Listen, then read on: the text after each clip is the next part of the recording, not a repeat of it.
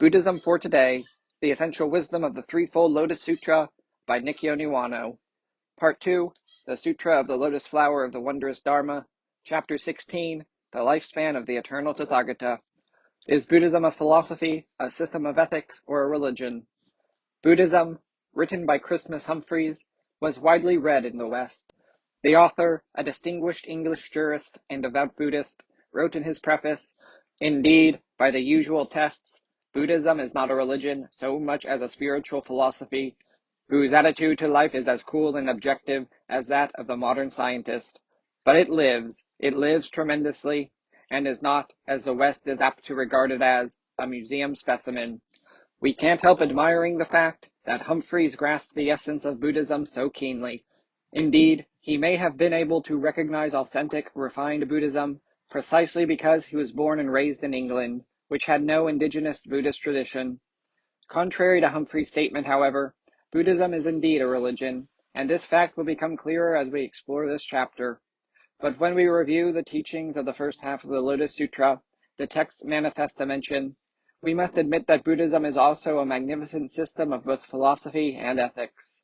Philosophy is the study of this world, the life human beings lead in this world, and the core principles of phenomena. Ethics is the exploration of duty and obligation in human society, which we can also think of as morality. We could indeed tentatively summarize the teachings of the Lotus Sutra that we have studied thus far under the headings of philosophy and ethics. If we investigate the deeper layers of this teaching, the Lotus Sutra, we will realize that Buddhism is indeed a religion, a magnificent religious teaching that relieves the suffering and anguish of the heart, illuminates our lives, and leads the world towards peace, something that mere scholarship alone cannot accomplish. The magnitude of the Lotus Sutra as a religious teaching is first revealed in this chapter, whereas Chapter 2, Skillful Means, is considered the core of the manifest dimension of the text. Chapter 16, The Lifespan of the Eternal Tathagata, is cherished as both the core of the original dimension and the key chapter of the entire Lotus Sutra. The three important principles of Chapter 16. Traditionally, this chapter is thought to include three important principles: clarifying the near to reveal the distant, clarifying the manifestation to reveal the origin, and clarifying the contingent to reveal the truth. Clarifying the near to reveal the distant. Clarifying the near to reveal the distant means to take as our starting point the factual reality close at hand, and gradually trace its origin to reveal that which is further removed from us, the ultimate implications of these facts. The factual reality that is close at hand is that Shakyamuni Buddha actually appeared in our world, attained awakening, and taught to many people the path he took to this awakening. What are the origins of this factual reality? Did Shakyamuni Buddha suddenly awaken to this magnificent Dharma without any relationship to history and humanity's past? That would be highly unlikely. The Dharma existed long before the birth of Shakyamuni, or the rise of the human race. Indeed, it has existed since the inception of the universe. It is precisely because of the existence of this Dharma that Shakyamuni was able to attain awakening. Human beings have evolved gradually since the origin of the species, but not knowing the true Dharma, they simply followed the dictates of their biological instincts, or lived according to misguided teachings. As long as they continued to do so, real human progress was beyond the realm of possibility. Accordingly, it was inevitable that someone would appear and awaken to universal truth and teach it to people of this world. Gradually, the time became ripe, culminating in the appearance of Shakyamuni Buddha in our world. The Dharma, universal truth, transcends time, but the appearance of Shakyamuni and his attainment of Buddhahood revealed what no other human being in the world at that time had ever before discovered. That becomes clear in this Lifespan of the Eternal Tathagata chapter. It is extremely important to appreciate the significance of clarifying the near to reveal the distant, because it is through the close-at-hand factual reality of Shakyamuni's appearance in the world and his attainment of Buddhahood that we, too, are able to discover this Dharma that has always been in our world. Clarifying the manifestation to reveal the origin. The second important principle is clarifying the manifestation to reveal the origin. Origin obviously indicates the original Buddha, whereas manifestation refers to Buddhas that appear in the world through form. Shakyamuni, as well as the future Buddha Maitreya, who will appear in our world in the distant future, are examples of manifest Buddhas. When we trace the profound principle underlying the appearance of these manifest Buddhas, we inevitably discover a Buddha that is the origin of them all. In other words, because universal truth is one, the various forms that it takes in the world all have the same source. When we fully explore the significance of the worldly appearance of the manifest Buddha, the historical Buddha Shakyamuni, we become deeply aware that behind this manifestation is the one and only eternal Buddha Shakyamuni, the original Buddha. The doctrine of clarifying the manifestation to reveal the origin, which this chapter demonstrates, means understanding the historical Buddha to be a phenomenal manifestation of universal truth, the eternal Buddha Shakyamuni, clarifying the contingent to reveal the truth. The third important principle is clarifying the contingent to reveal the truth. The word contingent here means expedient, provisional, or temporary, as in the Japanese word gongen, provisional appearance, which is used to indicate the manifestation of a Buddha in the temporary form of an indigenous Japanese deity. The Chinese word quan can also mean deputy or assistant, as opposed to principal or chief, as in the term deputy high priest, a Buddhist monk of the second highest rank. Contingent in the context of this doctrine indicates teachings that are skillful means. Skillful means are invaluable, but they are nevertheless provisional teachings for the purpose of expounding the truth, and in this sense, they are secondary teachings.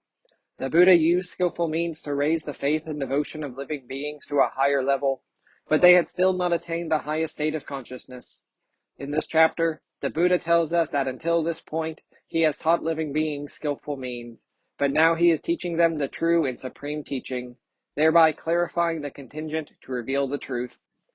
Chapter 16 challenges us with these three major principles, so we should take some space here to review the teachings of the manifest dimension of the Lotus Sutra. We must recognize that because of its difficulty, it is necessary for ordinary people like us to access the teachings of the original dimension through the manifest dimension. We must also clearly understand the fundamental characteristics of religion before we proceed to the principal matters of this chapter. Review of the Buddha's basic teachings and ideas. The most significant reason the teachings of Buddhism often do not appear to be a religion in the usual sense is that Shakyamuni Buddha did not recognize the existence of a transcendent God possessing the power to control human destiny.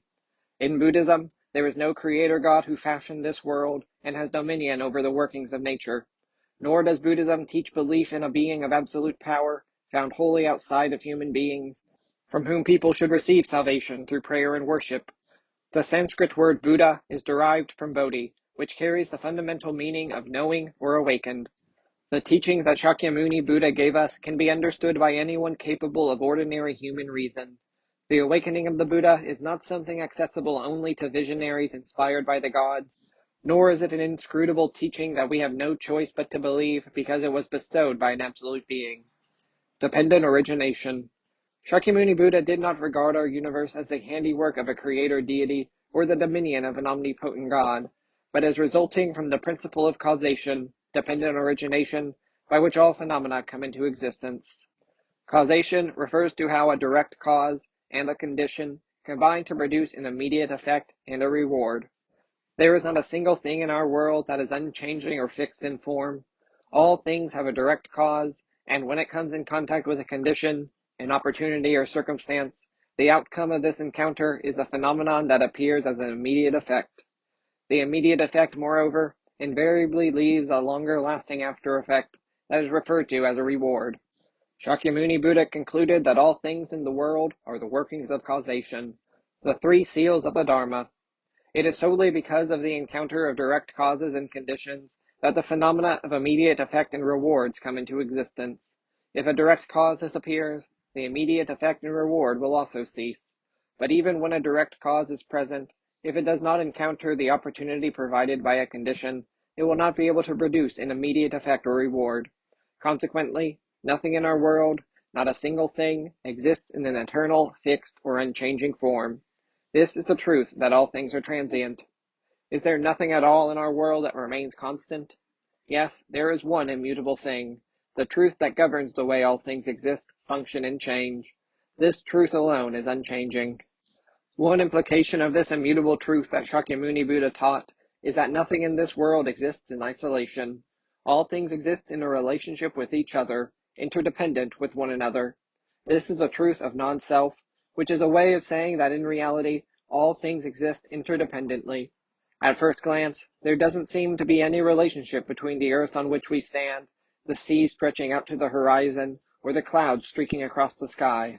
But when we think about how clouds are formed, why seawater is salty, or how the earth receives moisture, we quickly realize that the sky, sea, and earth are closely connected. We all know that clouds are produced by the water that evaporates from the surface of the earth, oceans, and rivers. Clouds precipitate rain or snow that falls on the earth, moistening it. And seawater is salty because river water dissolves salts contained in the soil and carries them out to sea, where the concentration of salt becomes stronger through the evaporation of seawater. This is an example of how nothing in the universe exists by itself, completely in isolation from other things. Shakyamuni did not originally explain the formation of the universe as a science or philosophy. He taught these concepts only to open people's eyes to how human beings should lead their lives. His concern was humanity, and thus his teachings are humanistic. How should we put the universal truths of transience and non-self into practice in our daily lives? The Buddha answered this question clearly with the single expression, "Nirvana is tranquility." We experience various sufferings in life because we are captive to the changes in the world around us, and our minds are vexed by an obsession with immediate loss or gain.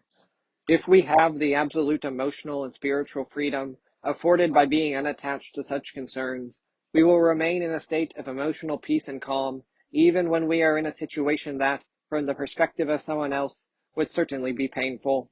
This is the state of nirvana is tranquility, to which the Buddha's teaching of transience leads us.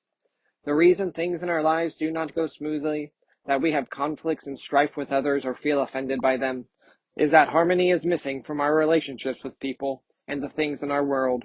The earth revolves around the sun, and the moon orbits the earth in a regular pattern. The countless stars twinkling in the night sky also have the same relationships with other celestial bodies. The sun, earth, moon, and various planetary bodies all move according to their mutual gravitation, and because this force of gravity is balanced, they move silently without colliding with one another.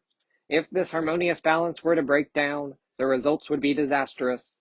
The sun and earth would collide, dragging in the moon as well. If this loss of gravitational balance occurred to all the planets and stars, the universe would be destroyed. Our lives work in the same way.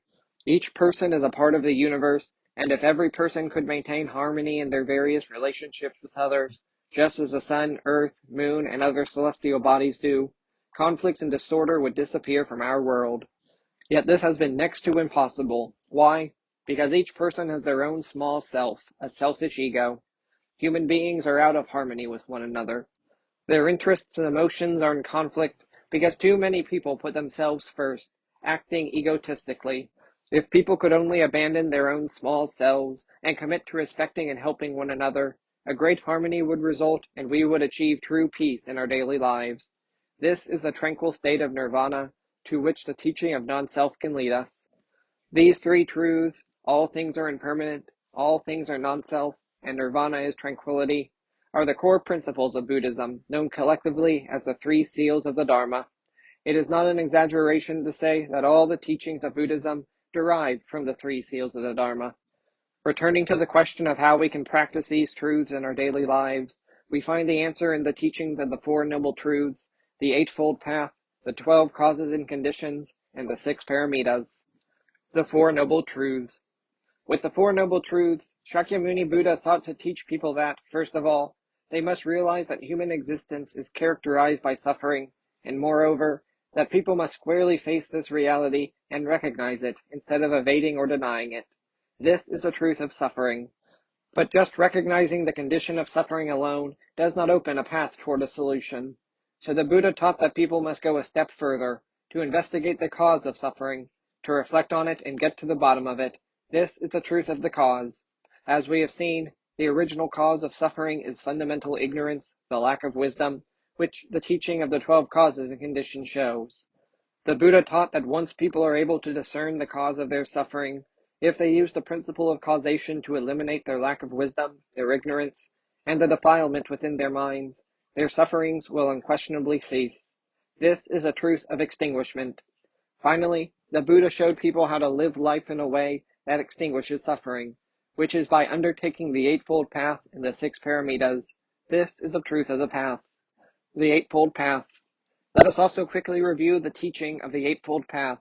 These 8 ways of living daily life consist of right view, right thought, right speech, right action, right livelihood, right effort, right mindfulness, and right concentration. In the following section, we will take a moment to thoroughly explain the word right, because we may misunderstand it if we conceptualize it according to the criteria of contemporary morality, in harmony with universal truth. Here, the word right is being used to mean in accord with universal truth. For example, if a person looks at things from a narrowly egotistical perspective, the true state of things will be obscured and everything will appear distorted to them. When they look at things with a clear mind, wiped clean of egotism and preconceptions, they are able to see the ultimate reality of all things. The knowledge and insight of the Buddhas is this way of looking at things. Furthermore, if the way we think about things is self-centered and egotistical, we will invariably fall into a mode of thought that is not in harmony with truth, or even absolutely opposed to truth. For instance, if someone had the idea that it is permissible to sacrifice people in other countries in order to increase the prosperity of their own, or if they thought they had no choice but to deceive or hurt others in order to survive, it would be obvious to observers that they are completely mistaken. Whenever people think only of their own country, themselves, or their families, they come up with selfish ideas and lack any sense of remorse. History provides many examples. In fact, nowadays, there are too many instances to count. When people stop looking at things from a self-centered, egotistical standpoint and adopt a much broader outlook, the all-inclusive perspective of the Buddha, they can see things in a way that allows them to bring out the best in people and every situation. Right refers to this way of looking at the world. People are also unable to view things in accord with truth when they look at everything based on a skewed or limited perspective. If we put on a pair of glasses with red lenses, the whole world appears red. If we exchange these for green-tinted glasses, then everything looks green. It is only when we view the world by taking off these tinted glasses that we can see things in the right way. Conventionality and emptiness. When people perceive the world through the 5 senses and think about it, all things appear differentiated and distinct. The superficial way ordinary people typically view the world is to see only the differentiated state of things, called conventionality. They do not see the fundamental sameness or equality of all things, traditionally called emptiness. The fundamental equality of all things in the world is an important core concept of the Buddha's teachings, but seeing just their oneness while ignoring the differentiated state in which all things take form is also a skewed view of the world. A philosophically inclined person who takes into account only the fundamental equality of all things and ignores the differences between things is liable to be unhappy and a failure in the realities of life as a result of this bias. The truth of the middle way. Seeing things in the right way requires that we refrain from favoring either the view of equality, emptiness, or the view of conventionality, and adopt a comprehensive perspective that synthesizes both ways of perceiving reality. This is the middle truth, which is basically synonymous with the term middle way. The middle way taught by Shakyamuni Buddha means that one should be balanced without tilting toward one side, but it does not imply the rigid approach of always taking the precise midpoint between two extremes. Because this is one of the most important teachings of the Buddha, we should take this opportunity to explore the formation of this concept. There were numerous factions of religious thinkers in India during the time of Shakyamuni Buddha. One group held that because human beings' various desires occur naturally, the way to emancipation from the bonds of delusion was to satisfy our desires by seeking pleasure. Conversely, another faction held that the ascetic life of strictly suppressing all desires was the way to freedom from the bonds of delusion and suffering. Religious asceticism was extremely rigorous in Shakyamuni's time. Many ascetics completely suppressed sexual desires and abandoned all comforts. There was even a group of naked ascetics who prohibited the wearing of clothes. Other ascetics mortified their bodies by all kinds of painful practices, including living in a tree for days at a time, burning their skin with fire, slashing themselves with knives, or sitting on sharp stakes driven into the earth.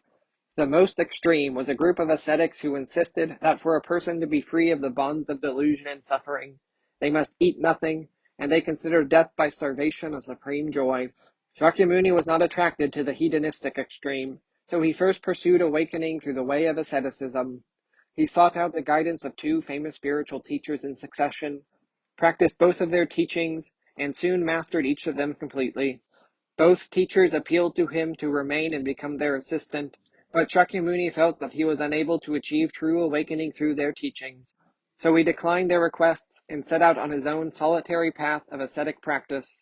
He undertook such extreme austerities as eating only 1 grain of rice and just a single sesame seed a day. Such ascetic experience may not have been entirely in vain, but when Shakyamuni eventually realized that it was not a path that would lead him to right awakening, he abruptly discontinued such practices. He then went to Naranjana river to cleanse his body. There he drank a bowl of milk porridge that a village girl gave him, which allowed him to regain his physical strength. He first attempted to attain true awakening on Mount Pragbodhi, but soon descended the mountain and made his way to the place near the village of Bodh Gaya, where he sat down under the Bodhi tree. There, sitting quietly by himself, he entered into deep meditation and finally attained the way. After Shakyamuni attained supreme perfect awakening, he traveled to Deer Park near Varanasi, where the 5 ascetics who had once accompanied him in his austerities were gathered. The teachings he first explained for these ascetics include the doctrines of the 4 Noble Truths, the Middle Way, and the Eightfold Path. Shakyamuni Buddha said to his former comrades, "Mendicants, in this world there are 2 extremes that you must avoid. The 2 extremes are hedonism and asceticism." The Buddha, who rejected both of these extremes as unreasonable, declared to the 5 ascetics, "Mendicants, by avoiding these 2 extremes, the Tathagata has realized complete awakening through the middle way." It is indeed extremely significant that the Buddha taught the middle way in the very first of as many as 84,000 expositions that he is said to have made during his lifetime. Shakyamuni continued, "What is the middle way? It is the Eightfold Path. Right view, right thought, right speech, right action, right livelihood, right effort, right mindfulness, and right concentration. This is the middle way that the Tathagata has realized. It opens people's eyes, giving them right wisdom, and guides them to peace of mind, and furthermore, to nirvana." As the Buddha's first exposition makes abundantly clear, the middle way he realized teaches us that leading a life of extreme hedonism or extreme asceticism is just like looking at the world through red or green tinted glasses, and is consequently not the right way to see the world. These biases are, metaphorically speaking, visions of the world that are obscured by the clouds of delusion and are by no means the path to nirvana. Human beings need to view things and conduct themselves in accord with universal truth, without adopting any such biased and fixed perspectives on the world. Well balanced and harmonious. The word right, which is the first element in each of the 8 components of the Eightfold Path, has the same meaning as middle in the middle way. As discussed above, right means to be in accord with the truth and also implies a state of well-balanced harmony. The following parable taught by the Buddha makes this easy to understand. This is a story from the time when Shakyamuni was staying on Divine Eagle Peak near the city of royal palaces Rajagriha. In the nearby forest was an ascetic called Shrona, who devoted himself to rigorous spiritual discipline. His austerities were so severe that he was said to have been the greatest ascetic among all the Buddha's disciples, but he could not attain liberation from the bonds of delusion, because he became so obsessed with austerities that his practice was too extreme. Eventually, Shrona began to have some doubts about his practice. Tormented by his dilemma, Shrona thought, "I am so disciplined that I am known as the greatest practitioner of austerities, yet I cannot attain even a glimmer of awakening. Aren't I better off just giving up and going home? I have enough wealth at home to live comfortably for the rest of my life. Shouldn't I choose that way of life rather than this existence of religious austerity?" Seeing that his disciple was going through a great spiritual crisis, Shakyamuni went to where Shrona was staying in the forest, and in his usual tone of voice, full of love and care, the Buddha asked Shrona's state of mind. Shrona told the Buddha what he was thinking, holding nothing back. The Buddha thought for a moment and then responded to Shrona. "Shrona, I hear that before becoming a monk you were very good at playing the harp. Is that true?" Shrona replied that it was indeed true, just as the Buddha had heard. The Buddha continued, "Then you know the harp well. Does it produce a good sound if the strings are too tight?" Shrona answered no. The Buddha asked again, "How about if the strings are too loose? Does it make a good sound?" Shrona again answered no. The Buddha then asked once more, "How about when the strings are strung just right? Will it produce a good sound?" And Shrona answered, "Yes, it can." The Buddha then counseled, Shrona, practicing spiritual discipline is just like adjusting the strings of a harp. If you are too inclined toward extreme austerities, your mind, like the strings, will be strung too tight and it will not be at ease. On the other hand, if your discipline is too lax, like loose strings, your mind will be slack and it will lead to laziness and indolence. Shrona, you should maintain balance in your practice of spiritual disciplines and preserve the equilibrium of your senses. Take care to be moderate without going to extremes. Shakyamuni Buddha taught this lesson with great care and affection so that Shrona could easily understand his point. From just this short story, we get an intimate sense of the ample humanity of Shakyamuni Buddha. In the sutra in 42 sections, the Buddha teaches the following. A harp emits no sounds if the strings are strung too tight. It also fails to sound if they are strung too loosely. Only when the strings are strung just right are the notes in harmony. If we understand the Buddha's words superficially, we might take them to mean just maintain a middle position, neither too strict nor too lax. But when we apply such an interpretation to the practice of spiritual disciplines, we end up precisely halfway between hedonism and asceticism, the result of which is actually an acknowledgement of both extremes. This implies that a little hedonism is fine, and so is a degree of asceticism, with the most appropriate path precisely between the two extremes. To put in simpler terms, if the hedonistic extreme is 0 and the ascetic extreme is 10, then 5 would be the perfect state of moderation from this point of view. But this is a mistaken interpretation. When someone plays a harp, the strings cannot produce a proper sound if they are either too loose or too tight, so both extremes indicate a state of 0, so to speak. The optimum tautness that lies somewhere between them is just a single sweet spot, and any other amount of tension will produce a dissonant sound, which will always be a state of 0. If the tautness of the strings is just right, the harp will be in perfect tune, and all the melodies played on the harp will be entirely in key. This implies a sudden change in the tuning process, straight from 0 to a perfect score, a perfect 10. This is a state of well-balanced harmony. Fit for the purpose. Moreover, well-balanced harmony means that the exact tension of the strings perfectly suits the tune that the harp is intended to play. In other words, the condition fits the purpose. Hence, when one is in accord with truth, one's actions are a good fit for one's purpose. This is also important to understand. People who are truly enlightened are those whose way of life is in accord with truth. Consequently, they are also people whose thought and conduct always naturally fit the intended purpose. Such people are also able to live in harmony with everything in the world. If we look at things based on the truth of causation, dependent origination, without clinging to entrenched ways of thinking, we will always be able to lead a life that is perfectly fit for our purpose, and one that is well balanced and in harmony with the truth. This is the teaching of the middle way.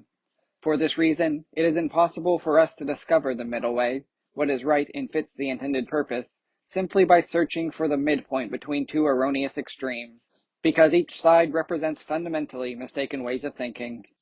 How can we attune our hearts and minds to the truth? How can we attain a state where our thoughts and conduct naturally fit the intended purpose and keep us in harmony with everything around us? The teaching with which the Buddha shows us how to attain this in our daily lives is none other than the teaching of the Eightfold Path. Now that we have a grasp of the multifaceted meaning of the word right, to restate it in easily understood terms, the Eightfold Path is as followed: looking at things in a right way, thinking about things in a right way, speaking in a right way, conducting ourselves in a right way, making a living in a right way, persevering in a right way, focusing on right things, and keeping our minds in a right state of composure. As explained in the discussion of well-balanced harmony above, in all 8 aspects of the path, the word right carries the same meaning as middle in the doctrine of the middle way. The 6 paramitas. Next, we will briefly review the 6 paramitas, also known as the 6 perfections. Whereas the formulation of the Eightfold Path is primarily a way of practicing to free ourselves from delusion, the 6 paramitas go a step further to show us the 6 practices that are standard for the bodhisattvas who devote themselves to benefiting others and the larger society. The 6 paramitas include generosity, precept-keeping, forbearance, diligence, meditation, and wisdom. Generosity, also known as donation, is to tender service to others in all spheres, spiritually, materially, and physically through one's labor. Precept keeping is removing one's delusions by observing the moral guidelines taught by the Buddha, leading a right life, and gaining the strength to liberate others through one's efforts to perfect oneself. Forbearance involves always being open to and accepting of others and enduring any difficulty, while at the same time sustaining one's mental composure without any conceit, no matter how successful one becomes. Diligence is striving single-mindedly for an important goal without becoming sidetracked by trivial things. Meditation entails remaining calm and maintaining one's mental composure in all circumstances. Finally, wisdom is the ability to discern the ultimate reality of all things. Assisting people and aiding society in the right way is accomplished through the work of these 6 activities. The difference between religion, philosophy, and ethics. Meditation. Meditation was given only perfunctory attention in the earlier section, but here, within the context of the 6 paramitas, meditation requires further explanation. From the standpoint of the results we achieve by practicing it, the paramita of meditation, or dhyana in Sanskrit, means to remain calm and maintain one's composure in all circumstances. The practices necessary to attain this state of perfection are also referred to as meditation. In contemporary terms, this means contemplation that focuses the mind when one sits quietly and concentrates on a single object. What should be the object of our concentration? This is the critical question, and here is where religion parts way with philosophy and ethics. No matter how hard we concentrate on something, as long as we are absorbed only in self-interested concerns that directly confront us, we will never achieve liberation, freedom from the bonds of suffering. For example, if we concentrate single-mindedly on individual concerns, such as our desire to be free from worries and frustration about the management of our business affairs, or our hope to recover from illness, our minds will become hostage to these business problems and health issues, and we will be unable to free ourselves from those troubles for even a moment. Concentrating on things in this way is not meditation, but merely wrestling with our own delusions. But reflecting on our past conduct, criticizing ourselves for what we find to be wrong, and resolving to correct these moral failings is also a kind of concentration. We can call this ethical meditation, an excellent practice that is extremely useful for improving our character. A still more profound form of meditation is contemplation that is no longer centered on oneself. Probing deeply into questions such as the formation of the world, the right way for human beings to live, or the ideal society is meditation from a philosophical perspective. This kind of meditation is also an excellent practice that elevates people's characters by deepening their thinking, which in turn can also benefit society in general. The unfortunate truth, however, is that we cannot obtain true peace of mind, nirvana, through these types of meditation, because no matter how critically we may examine ourselves, or how deeply we philosophically probe the ideal state of the world and human life, we can go only as far as the range of normal human knowledge permits. At this juncture, it is extremely important that we get completely to the bottom of this problem. If we say that people cannot reach nirvana, even though they reflect on their own behavior, feel remorseful, and resolve to practice good conduct, the following objection will naturally arise. That must be the case when we take the mundane morality of human society as our yardstick for self-reflection. Can't we attain nirvana by examining ourselves using the teachings of the manifest dimension of the sutra that we have already studied and then make up our minds to follow those teaching hereafter? Strictly speaking, that is indeed one course that culminates in nirvana, but that is not a path that is so easy to traverse. If it were only a matter of mastering our conscious mind, the problem would be relatively simple. Most people can rein in this level of the mind by way of the Buddha's teachings through the practice of spiritual disciplines. We need something more than philosophy and ethics. There is a level to our minds of which human beings are unaware. We cannot grasp this level because it is unconscious, and because it is unconscious, we are unable to manage it. This layer of our minds is what, in Sanskrit, Buddhism calls the manas and alaya consciousnesses, which we can think of as corresponding to subconscious awareness or to the unconscious mind discovered by modern psychology.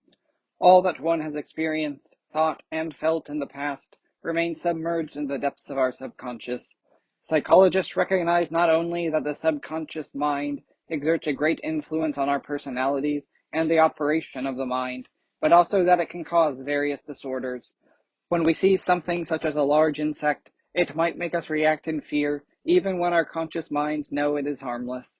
No matter how well we understand through scientific knowledge that those living things are not life-threatening and that they will not bite us as long as we leave them alone, we are still afraid of them.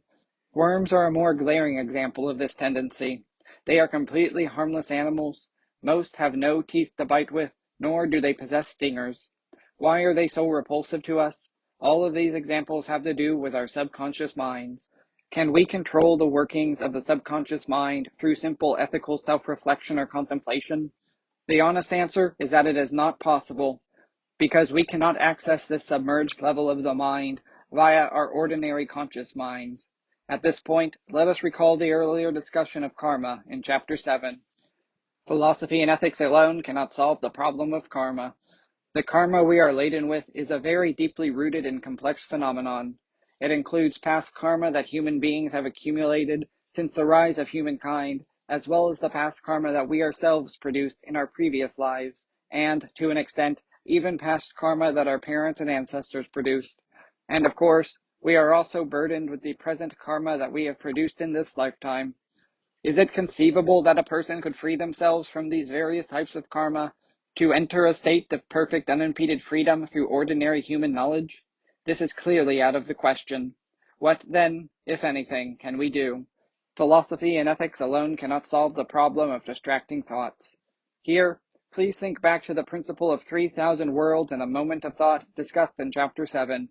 This principle teaches us that the 3,000 constituents and all their relationships are included in each of the distracting thoughts that suddenly occur to us out of the blue, including states of consciousness that lead us to hells, as well as those that elevate us to the realm of Buddhas. Practically speaking, how can we control these distracting thoughts that spring to mind? This is a problem we cannot possibly solve through human knowledge. No scholar, however eminent, can teach us to cope with each and every one of these innumerable distracting thoughts that suddenly and seemingly without reason spring to the mind. The only solution is religious practice. The burdens of karma and distracting thoughts are problems that are beyond the reach of philosophy, and also things that ethical rules cannot constrain. What can solve these problems? Only spiritual practice can do it. There is nothing else that can resolve this for us.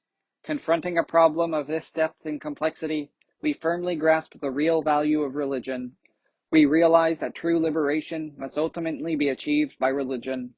Religion, especially a religion as complex as Buddhism, includes philosophy as well as morality and ethics. Indeed, a religion such as Buddhism can appear to be almost entirely a collection of philosophical and ethical teachings. Yet when we move beyond the surface and approach the depths of Buddhism's teachings, we discover something beyond philosophy and ethics that resonates directly with our hearts. We come in contact with something that enhances the animating force of our lives. It is like rays of light that warmly envelop us, illuminating our way. It is something that has the power to enliven living beings, allowing them to manifest their true potential. This something is none other than what we call faith. This is what Christmas Humphreys lucidly illustrated in the preface to his book, Buddhism. But it lives tremendously. This was my point when I previously insisted that Buddhism is no doubt a religion. What is religion? What then is religion? Answering this question requires us to consider religion from its very beginnings. Throughout history, human beings have always feared things that were more powerful than they are. Naturally, and over the course of time, this fear of powerful things changed into feelings of awe-inspired reverence. In its infancy, humanity looked up in wonder and respect at the moon and stars, not to mention the sun, which illuminated the earth and cast down heat from above. Human beings also had the same feelings about the snow-capped mountains soaring above them, and the great rivers that sometimes flowed gently, and at other times caused raging floods that inundated the land. Our ancestors also marveled at the boundless ocean stretching to the horizon. They revered birds for their wondrous ability to fly, and stood in awe of the powerful animals such as elephants and lions. Humanity's fear of natural phenomena changed gradually into a feeling of awe, and then eventually developed into the worship of such forces and beings as gods. This kind of religiosity is referred to as nature worship or animism. Next, people came to believe that souls or spirits existed in the heavens or in the sky, possessing supernatural powers against which human beings were helpless. These souls or spirits were not characterized by love or compassion, but were simply reservoirs of power, and so people feared that disaster would befall them unless they worshipped and propitiated these forces. People believed that these unseen potencies could both cause and prevent disease, bad harvests, storms, and rough seas. So, trembling in fear of these spirits, they worshipped them, praying to be spared such misfortunes and to be granted blessings instead. This kind of religion is called spirit worship. People also came to believe that such spirits dwelled in physical things, either temporarily or permanently. Their abode could be an inanimate thing, such as a stone, a feather, or an implement. It could be a living thing, such as a giant tree, a bird, or an animal, even a human being. People worshipped these physical things as guardians who protected them, their families, or their villages from harm. Historically, this kind of religious practice was known by the term fetishism. In some cultures, people consider a specific animal, plant, or inanimate thing to be their ancestor and appease it to ward off calamities and obtain good fortunes. Such religious practices are often called totemism. Forms of religion that appeared later included primitive pantheism, the belief that everything in the universe is a god, or the manifestation of a god, and early forms of monotheism, in which there exists only one God who provides over all things in our world, both good and evil. The mistake of seeing relative as absolute.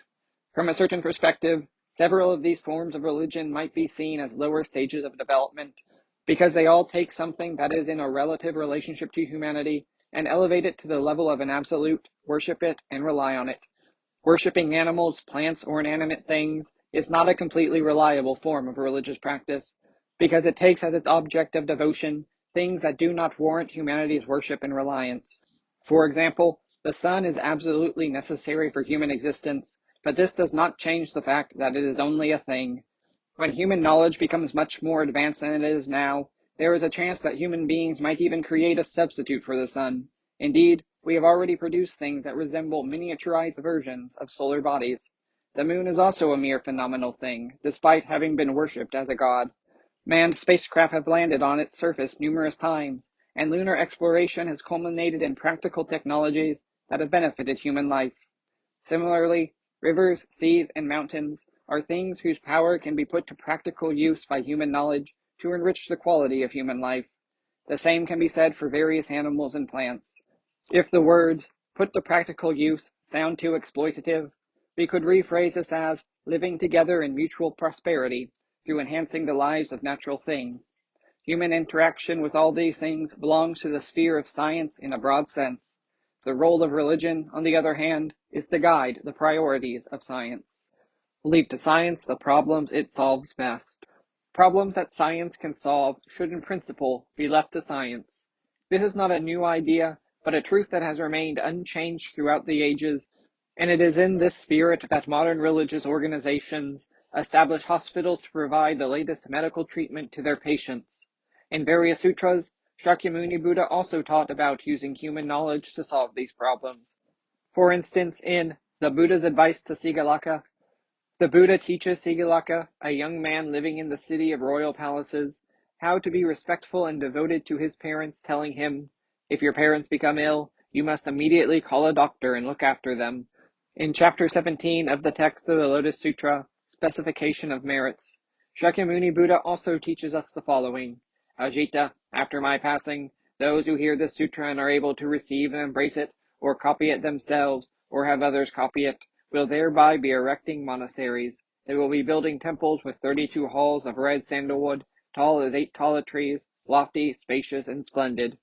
Hundreds of thousands of monks could stay in them, as they are replete with gardens, groves, bathing pools, promenades, meditation grottos, clothing, food, drink, bedding, liquid medicines, and everything necessary for their comfort.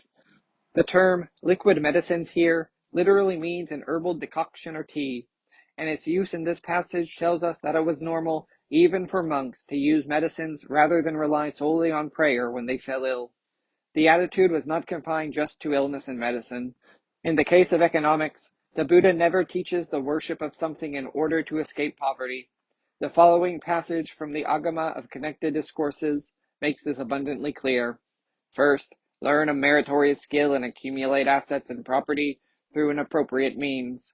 Having obtained assets and property, you should divide your resources into 4 portions. Use 1 portion for your own meals, 2 portions to undertake your occupation, and store the remaining portion as a safeguard against poverty. Simply put, the Buddha teaches us here to first find a useful trade and learn it well, using it as a right means of earning an income. The Buddha continues, teaching that if we work honestly and seek money in accord with right wisdom, it will accumulate day by day. He also teaches that we must donate a portion of it to social welfare and should also accommodate our friends and relatives who are in need. What a pragmatic and ethical teaching this is. Shakyamuni tells us to put our efforts into using human knowledge to solve problems that are amenable to such solutions. Plants, animals, and stones are not objects we should worship to heal sickness. They are natural things whose medicinal properties we can discover through human knowledge and efforts to create medicines that can be used to treat our illnesses. Nearly all physical suffering can be overcome through human knowledge, technology, and perseverance, not by relying on something like the spirits of symbolic animals such as foxes or snakes. The suffering of death. There is one problem in our lives that cannot be solved through human knowledge and effort, the problem of death. Life expectancy has significantly increased with the development of modern medicine and will undoubtedly continue to rise in the future. Even so, death invariably comes to all. We have an instinctive fear and hatred of death. Young people have little or no fear of death because they are overflowing with vitality and feel full of life, and they cannot see death for what it is. They don't fear death only because they don't think about it. If they did give it serious consideration, they would probably tremble in fear. A friend of mine said to his 12-year-old daughter, "If war were to break out, there is a chance that hydrogen bombs could be dropped on Japan." His daughter innocently asked, "If that happened, what would become of us?" He answered her half jokingly, "Well, we would die. We'd be dead in an instant, so it wouldn't be a painful death." His daughter suddenly turned pale and screamed, "Death is horrible. I don't want to die." He told me that he had never seen her face filled with such horror. If even a 12-year-old child reacts this way when she gives serious thought to death, facing the prospect of death will have an even stronger impact on people past middle age. No matter how healthy a person may be, once they reach middle age, they begin to think about death from time to time. More than just thinking about death, there are occasional moments when the possibility of death casts its dark shadow over our minds. In such moments, we feel an indescribable shiver of horror, as if an icy wind were blowing down our necks. How much greater will be the fear that is experienced by people who are seriously ill. They are gripped by terror, and heartbreaking loneliness deflates their spirit. What's more, the pain of illness also torments them. Death brings with it double the suffering. Someone may claim they are not especially afraid of death, as long as it is not very painful. But it is easy to say so when death is not looking one in the face. They will certainly not retain their composure when the moment of death sneaks up on them. Sometimes the intensity of the pain and suffering of illness makes people forget the real pangs of death. When people feel bone-crushing pain and suffocating constriction of the chest, the immediacy of their suffering so fills their minds with the desire to escape pain that they often seem to forget the terror of death. If we picture a condemned convict who is in good health, we can more easily imagine the anguish of the pangs of death. A healthy prisoner sentenced to death has neither sufficient physical suffering nor enough pleasure to make them forget death. The condemned sit within the walls of their cell 24 hours a day, waiting quietly for the coming of death. They are truly confronted by death. Their mental anguish must be so great as to be beyond any comparison. In one sense, however, we are all just like convicts sentenced to death. The time will come when we will surely die. Future advances in medicine may substantially alleviate our physical suffering at the time of death, but even so, that will not eliminate the terror, anxiety, and suffering of the end of life itself. There is only one way to eliminate the terror, anxiety, and suffering of death: religion, and specifically a religion that believes in the eternity of life. We are freed from the terror and anxiety of death only when, through religious practice, we fully realize that we do not die, but that our lives merely change their form. The suffering of living. Death is not the only suffering that casts its shadow over our existence. Suffering also haunts life itself. We are assaulted day and night by various forms of economic, physical, and spiritual suffering. Of these two, economic and physical suffering are properly resolved through human knowledge and efforts. Although we are capable of partially alleviating these two forms of suffering at our present state of knowledge, the progression and advancement of humankind's intellectual development is gradually diminishing these two forms of suffering. In fact, we can imagine that 1,000 or 10,000 years from now, these kinds of suffering may be almost non-existent. We may also be able to resolve spiritual suffering, at least the kinds of suffering that arise at the level of the conscious mind. We may deal with them by eliminating their causes or through moral cultivation. There is a form of spiritual suffering, however, that in the end remains beyond human power, no matter how hard we try to eliminate it by improving ourselves through moral cultivation. As mentioned earlier, when our subconscious mind begins to writhe and run wild, we are at a loss to control it, no matter how hard we consciously try to rein it in. For example, trying consciously to think our way to stop hating a particular person only makes our hatred for them grow. Likewise, even though we admonish ourselves not to get angry, our anger boils over. When we try to convince ourselves that there is no need to be afraid, we are unable to rid ourselves of fear and anxiety. These are experiences we have all the time. As long as human beings have flesh and blood bodies, we won't be able to control the suffering that comes with life, much less the terror and anxiety of death. Seeking an absolute power. When people encounter serious suffering that they cannot resolve themselves, however hard they may try, they begin to feel that they must depend on something more powerful than they, something absolute to which they go for help. They entrust themselves wholly, both physically and spiritually, to this absolute power, as if to say, "Do as you will, I leave everything up to you." What should we depend on in such times? To what should we entrust our bodies and minds? As discussed before, primeval humans threw themselves on the mercy of the sun, mountains, animals, plants, special human beings, or the spirits dwelling within these things. Today, these practices are mostly not an issue. In the most widespread religions of today, people seek this absolute power in the form of a God, that is an almighty being who creates and governs all things in the universe. People manage to obtain a certain degree of peace of mind by praying to this sort of God, seeking salvation, but this peace of mind is limited. Liberation is not found exclusively outside of us or within us. We cannot obtain absolute peace of mind in our lives by seeking it from a God that exists wholly externally to us in some transcendent sphere like heaven. The greater the absolute power of a God that looks down on the world from a heaven, mercilessly punishing evil and rewarding good, the more we become dependent on it. And ironically, at the very same time, the more we depend on it, the more we must fear it, because at any time it may abandon or punish us. For this reason, even as we wholeheartedly rely on this God, in some corner of our mind we must necessarily remain in fear of it. This is the reason we can never attain true peace, nirvana, through dependence on a wholly external power.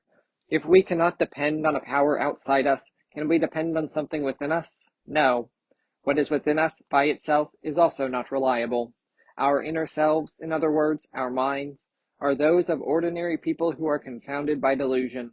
Our bodies are also unreliable, destined to wither away some day. If we could depend solely on something within us, there would be no need for religion at all. We would be able to free ourselves through our own power. Be a light unto yourselves, making the Dharma your light. What can we depend on if not a God and not on ourselves? At this point, we must remember the words that Shakyamuni Buddha spoke to Ananda, one of his 10 great disciples, just before passing away.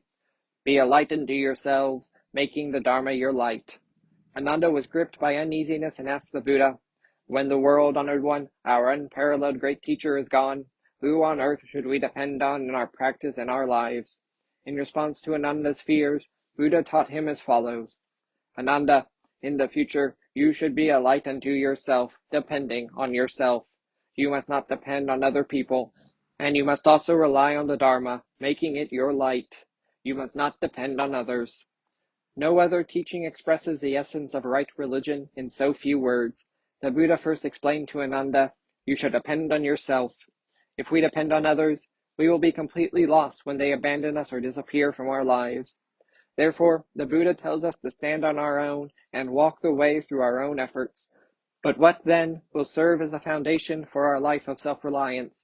It can only be the Dharma, universal truth, and nothing else. The Buddha teaches us that no matter what happens, we should not place absolute reliance on others. Here the word others means gods, that is, beings who are considered to exist outside us and thought to act as our masters. The Buddha taught us emphatically that we must not depend on such external gods, but only on the Dharma, only on truth. The Buddha's words carry great weight. Taken together, none of the moral or religious teachings disseminated by people in the ages following Shakyamuni are equal to the weight of these words. Be a light unto yourselves, making the Dharma your light. The great life of the universe. The Dharma is active both inside and outside of us. The Buddha's words show us that what we can trust and depend on, the Dharma, can be found both inside and outside of us. Because it is the truth that permeates the entire universe and everything within it, the Dharma transcends the distinction of inside and outside. Even our own bodies are formed in accord with this truth and sustained by it. Our minds, as well, arise through this truth and function in accord with it. All things, society, the heaven, earth, plants, birds, and animals, come into existence and live in dependence on this truth. People who find that truth to be somehow coldly abstract can instead think of it as life itself, a great life force that causes everything in the universe to exist and live. Only when we are firmly aware in the depths of our mind that we are given life by this great force that permeates the universe, do we obtain true, unwavering peace of mind. How can we attain the awareness that we are given the gift of life? How can we gain awareness of the great life that permeates the universe? We can accomplish this by studying the teachings of the Buddha again and again, and rooting them deep within our mind by meditating on them. Doing so requires concentrating tenaciously on the realization that our life, or our Buddha nature, and the life of the universe, which is universal truth, are one and the same. This mindfulness is what meditation from the religious perspective is all about. Only through this kind of meditation can we purify the subconscious mind that is normally beyond our grasp and have our thoughts and actions spontaneously harmonize with our surroundings. If our thoughts and actions are in harmony with our surroundings, suffering and worry cannot trouble us. This is true peace of mind. It is the stage of nirvana is tranquility, the absolutely peaceful state in which we cling to nothing. The peaceful state of mind of nirvana is more than a serene and passive mental and emotional peace.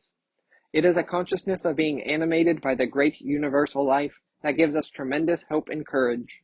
The energy that bursts forth from this consciousness drives us forward in our daily lives, in our work, and enables us to advance on the Bodhisattva way of devoting ourselves to the benefit of others in this world. This awareness of being caused to live is indeed true liberation. The culmination of this religious faith is found in placing absolute trust in this life-giving truth by uttering the word Namu, taking refuge in the Dharma that is the great life of the universe. Namu. The word Namu is a Japanese pronunciation of the Chinese transliteration of the Sanskrit word Namas, which means taking refuge by entrusting ourselves entirely to the Dharma so that we meld with it. The state of religious ecstasy we experience in the moment of taking refuge, when we feel profound gratitude, is also included within the meaning of these two syllables. This is not worship of a thing, person, spirit, or God existing outside us, but taking refuge with all our might in this Dharma that causes us to live, merging with it to become one. Namu Myoho Renge Kyo. Myoho Renge Kyo is the sacred title of the Lotus Sutra in Japanese. When we place Namu before the title of the sutra and recite the phrase Namu Myoho Renge Kyo, which is known as the Odaimoku, we do not worship a thing, person, spirit, or God existing outside ourselves. We take absolute refuge in the Dharma that this sutra reveals to us, the truth that animates all things, by reciting the Odaimoku. There is no more sincere form of faith and devotion. The Dharma from a philosophical perspective. Emptiness, the reality of existence. Even if you are not familiar with Buddhism, you may have come across the famous Buddhist words that Shakyamuni Buddha used more than 2,000 years ago to perfectly express the true reality of matter when he proclaimed, "Form itself is emptiness, emptiness is itself form." The word emptiness is sometimes used in the same sense as nothingness as in Taoism, but in colloquial speech it can have pessimistic connotations, indicating something that is meaningless or insubstantial. The real significance of the Buddhist teaching of emptiness is that everything in existence is given the gift of life equally, and together all things form a grand universal harmony. Let's explore this in further depth. Emptiness is a translation of the Sanskrit word sunyata, or ku in Japanese. Despite what readers might guess, it does not mean nothingness. Shakyamuni Buddha taught that nothing comes into being independently. All things arise through dependence on the relationship among all other things in existence. This truth is the basis of the principle of emptiness, and is the core of the Buddha's enlightenment. All his teachings derive from this insight. Because all things exist based on their interrelationship with everything else, emptiness also means that nothing has a permanent and unchanging state of existence or form. This is the essential quality of everything that exists. And since everything in existence depends on everything else, it follows that all things in our world are ultimately in a state of equality with one another. The sameness of all things from a scientific standpoint. It is natural that the way of understanding the Dharma differs over time, and also according to the capacity of each individual. As most people today receive a scientific education, they tend to believe only what they can see for themselves, or things that can be verified scientifically. They are apt to doubt concepts such as the Dharma, that which animates all things, or the sameness of all things, and conclude that such teachings are nothing more than ideas thought up by religious leaders. But perhaps they should stop for a moment and consider the composition of all substances as understood by physics. Everyone today knows that all substances in the universe are composed of atomic particles, electrons, protons, neutrons, and there are even smaller subatomic particles. The distinctions between various substances are the result of different combinations of these basic components. But all substances are the same from the standpoint that, on the atomic and subatomic levels, they are composed of nothing but the very same particles. Form is itself emptiness, emptiness is itself form. Form, or rupa in Sanskrit, means material phenomena. The statement, form is itself emptiness, indicates that the essential quality of all material things, including our body, is the same. In our eyes, all material phenomena seem different from one another, but from the standpoint of this essential quality, they are all equal.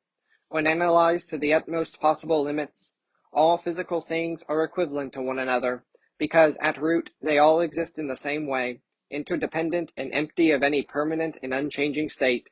The same is true of the human mind and even events. At the same time, the equivalence of form and emptiness also establishes the opposite principle, that emptiness is itself form. Since all matter is empty, emptiness is also identical with form. This is a way of saying that while from the standpoint of emptiness all matter is equal, at the very same time, each and everything appears as a distinct, unique phenomenon. The fundamental emptiness of things enables the manifestation of phenomena when a particular cause comes in contact with a certain condition. Differences in these conditions lead to the existence of water, oxygen, stones, even the human body. When conditions change, the substances that come into existence change accordingly and take another form. When water, for example, comes in contact with a condition of high temperature, it turns into water vapor and evaporates. When vapor comes in contact with cold air, it condenses to form a cloud. Events and even the human mind are similar. There is nothing that does not follow this fundamental principle. Shakyamuni Buddha explained this principle as the doctrine of dependent origination, meaning that all phenomena arise and extinguish according to causes and conditions. This means that an event occurs and a material phenomenon is produced because the particular conditions for its existence were present. When those necessary conditions no longer exist, that particular event or matter breaks down. This truth applies to all phenomena in the universe. The Buddha intuitively saw beyond the depths to which modern science can probe. The Dharma is a truth that permeates all things. When we think about how existence is entirely dependent upon necessary conditions, our lives seem precarious. Life is empty, brought into existence through the contact of causes and conditions, and thus it feels as if our lives are the product of mere chance. This is not so, however. When we look carefully at the things around us, we discover that water, stones, and human beings are formed according to a certain systematic pattern, and that each possesses its own individual character. Through what power or direction are the conditions generated to produce various things in perfect order in this fashion? When we ponder this regularity and order, we cannot help recognizing that some core principle exists. The principle that causes all things to exist is indeed the Dharma taught by the Buddha. We do not come into existence by accident. We exist and live by means of the Dharma. As soon as we understand this truth, we become aware of this rock-steady foundation that we can rely on, and this brings us peace of mind. Our lives are far from something arbitrary and precarious, because they rest on the foundation of the Dharma. Nothing is more secure. This assurance is an unshakable, absolute peace of mind. The Dharma is the principle that animates our lives and everything about us, so it does not feel like a coldly rational scientific principle, but something full of vigor and bursting with life. Just consider that, billions of years ago, not a single living thing existed on planet Earth. Volcanoes expelled torrents of lava, and the sky was filled with steam and poisonous gases. When the Earth gradually began to cool some 2 billion years ago, microscopic single-celled organisms were the first forms of life to appear. These microorganisms all arose in accord with the Dharma. They appeared at a time when only lava, gas, vapor, and the substances that make them up were present on Earth, because a cause that was capable of becoming the source of life met with the appropriate conditions to generate life. It is the Dharma, however, the truth that permeates the universe, that ultimately provided the condition for the generation of life. This is why, from our human perspective, the Dharma is more than some coldly rational foundational principle. It is a vigorous power that causes all things to exist and provides the strength to live. The will to live. Everything has a powerful will to exist and live. 2 billion years ago, when nothing but lava, gas, and vapor existed on Earth, somewhere there was the power or mind of the urge to live. This is why single-celled microorganisms arose when the conditions were just right. These infinitesimal living things survived all manner of trials, including extremes of heat and cold, reaching hundreds of degrees above or below zero, tremendous floods, violent winds, and torrential rains. Gradually, they evolved into forms better adapted for life, culminating in human beings and other advanced forms of life. This evolution occurred because the first microorganism had the power of the will to exist and live. We could say that, even before life existed on Earth, there was the mind of the urge to live. This powerful urge or mind to live exists in everything throughout the universe. This will is in human beings today. From the perspective of science, human beings are composed of a combination of the same elementary particles that, in the distant past, first had the will to live, and so this will to live remains unchanged, existing in all of us today. This will to live is so deep within our minds, however, that we cannot pinpoint, grasp, or control it. It is the mind present in the foundation of life itself, even deeper than the subconscious. What is this will to live that fundamentally animates us? We cannot discover it through science or explain it with some theory. Even the most eminent scientists regard this as a problem beyond human understanding. Some philosophers have called it the blind will to live, or creativity. There is no end to the names we could give it. We could call it the universal will, or the life of the universe. We can also describe it as the power that brings all things to life, or the universal principle that causes all things to exist. Shakyamuni Buddha explained it in the following way. All things that exist are empty, arising and extinguishing in accord with conditions. Hence nothing exists in a fixed and eternal state. The Dharma that permeates all things is the only thing that exists unchanged in eternity. The Dharma as eternal original Buddha. Buddha, the Dharma manifested in human form. It is extremely difficult for ordinary people to become fully aware of this invisible and intangible Dharma they cannot see with their own eyes. For people during the lifetime of Shakyamuni Buddha, it must have been extremely difficult for anyone besides those with superior intellect to grasp the Dharma in purely theoretical terms. Because of the difficulty of comprehending the Dharma, or universal truth, it expressed itself in a form that human beings could grasp, a human Buddha. But universal truth itself is timeless, possesses absolute power, and is present within and animates all things. In this sense, the Dharma, universal truth, is originally Buddha. In other words, it is the eternal original Buddha. The eternal original Buddha is the power that animates all things and permeates the entire universe. There is no point in the expanse of space where the eternal original Buddha is not present. Since this Buddha is the power that animates all things, it naturally appears to each kind of living being it brings to life in a form that is appropriate for them.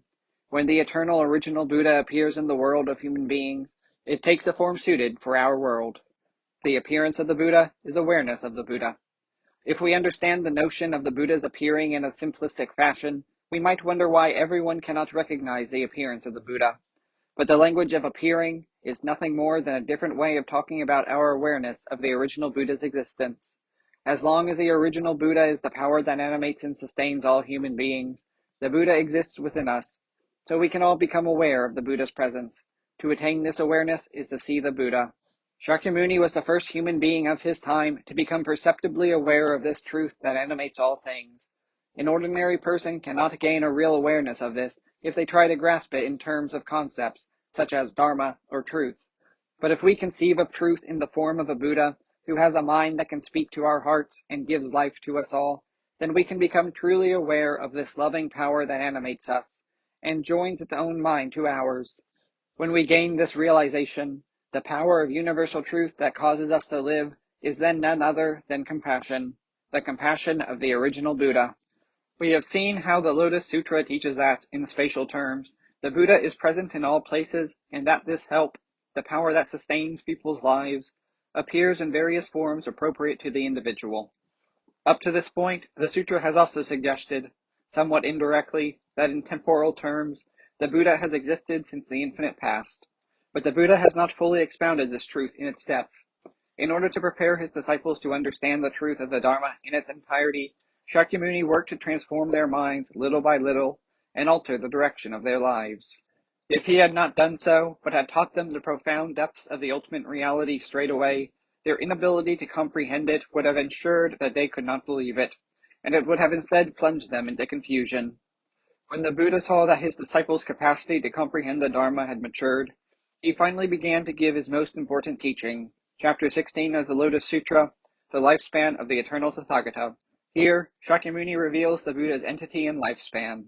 He declares that the entity, the true reality of the Buddha, is not he, Shakyamuni, whom they can see with their own eyes, but the original Buddha, who transcends space and time.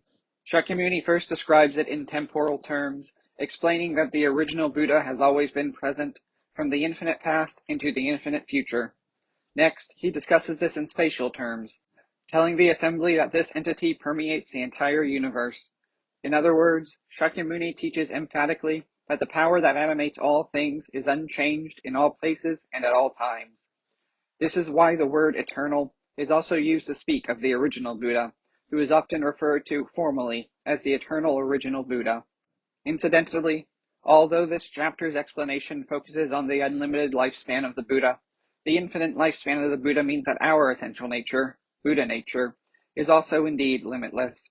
By realizing that the Buddha's lifespan is unlimited, we also become aware that our own Buddha nature is likewise a boundless river of life, from the infinite past into the infinite future, providing us unlimited hope, infinite luminosity, and inexhaustible courage.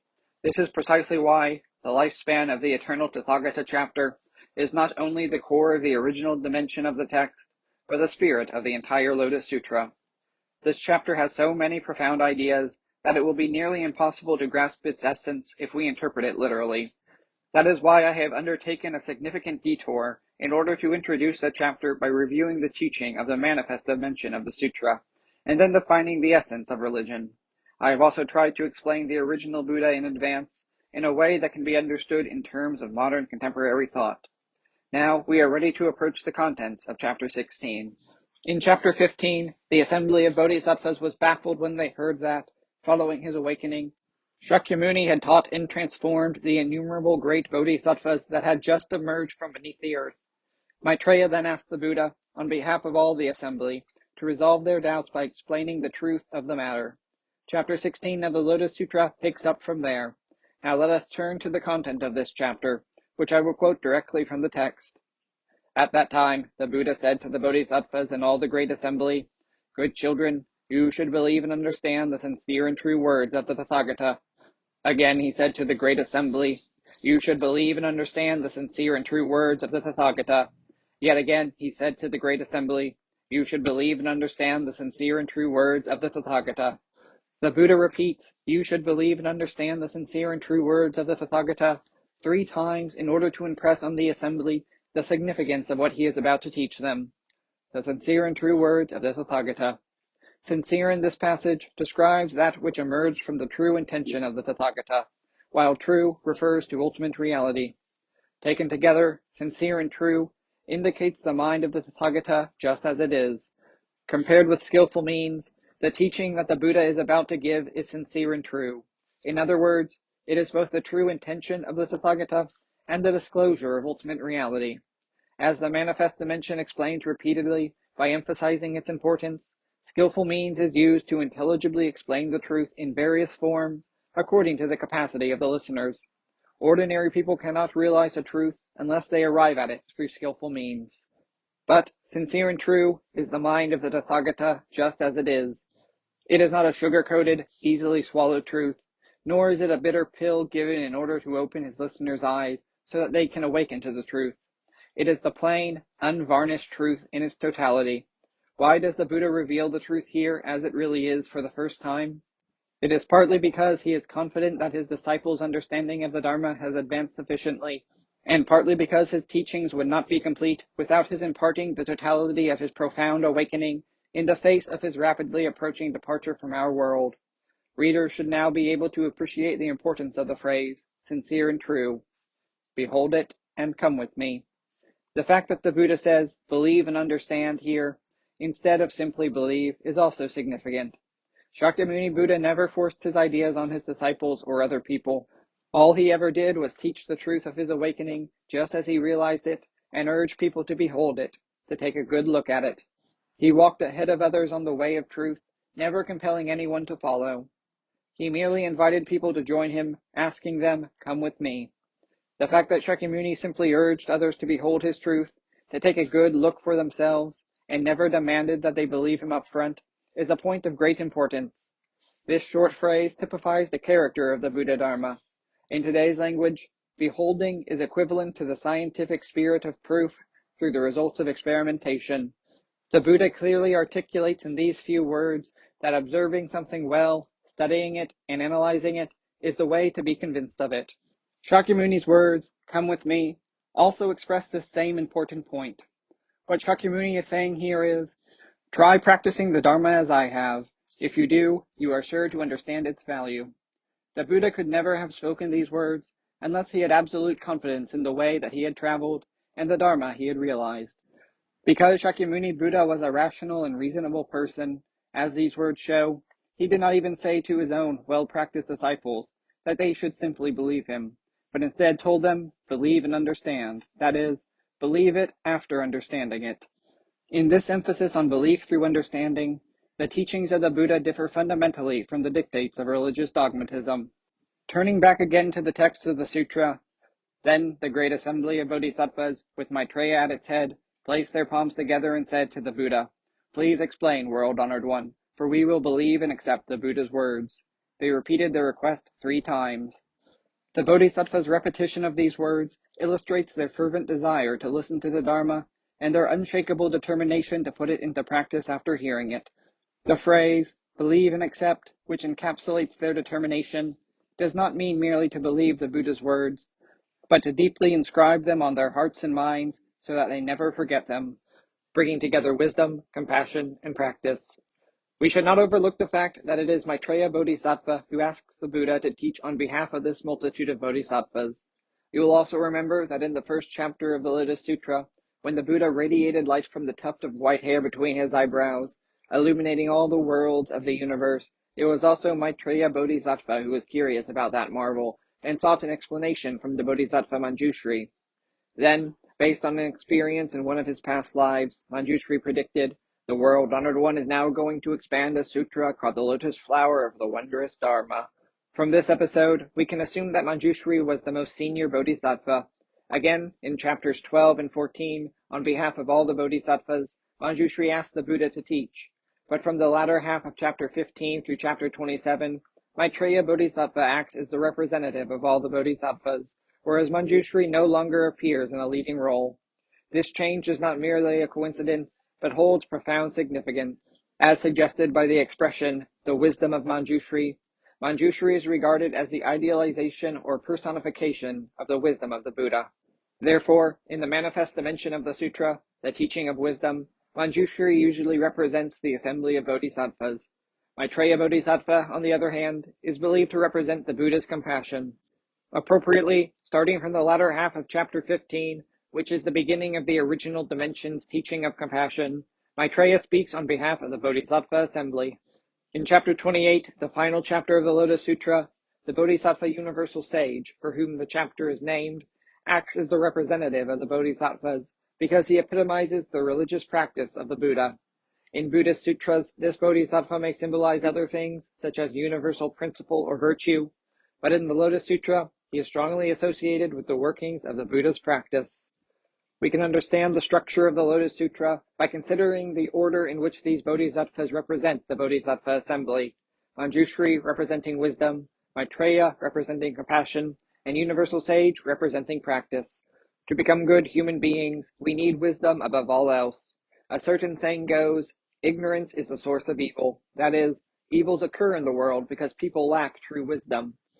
Wisdom here does not mean human intelligence, cleverness, or wits. For instance, people might consider someone who knows all the loopholes in the worlds of government or business to be a wise person, or someone who can make clever business deals. Even those who evade the law might be considered wise. This is not true wisdom. True wisdom is the ability to discern the essential quality of all things in the world and the knowledge of the principle of causation, according to which everything comes into being, changes, and transforms.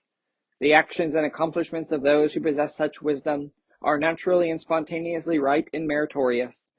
Such people are incapable of wrong even when implored, incorruptible even in the face of deception and temptation, and never get themselves caught in a bind that compromises them.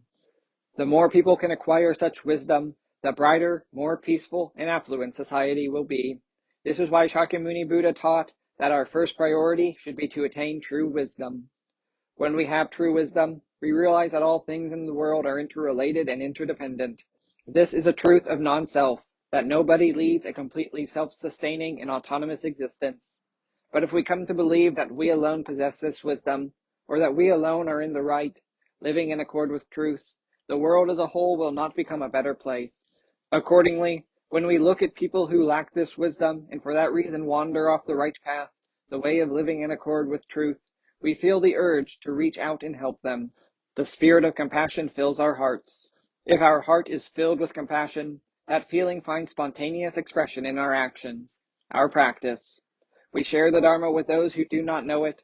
We guide those who have wandered off the right path back to its course, and we naturally want to protect and nurture those who practice the Dharma. When we can perfectly integrate wisdom, compassion, and practice, the teaching of the Buddha is fully accomplished, and our world becomes a pure land.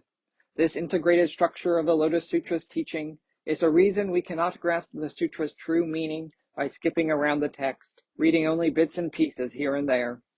The text of the sutra continues, "Then the world-honored one, perceiving that the bodhisattvas did not desist even after making this request 3 times, declared to them, 'All of you, hear clearly about the mysterious and transcendent power of the Tathagata.'" This passage tells us that, seeing the bodhisattvas repeat the request 3 times, the Buddha recognizes the longing in their hearts for his teaching and addresses them in a serious tone. "Compose yourself and listen carefully. I will now reveal to you the unfathomable entity of the Tathagata, its true reality, and its perfectly free and unimpeded activity in the world. The mysterious and transcendent power of the Tathagata."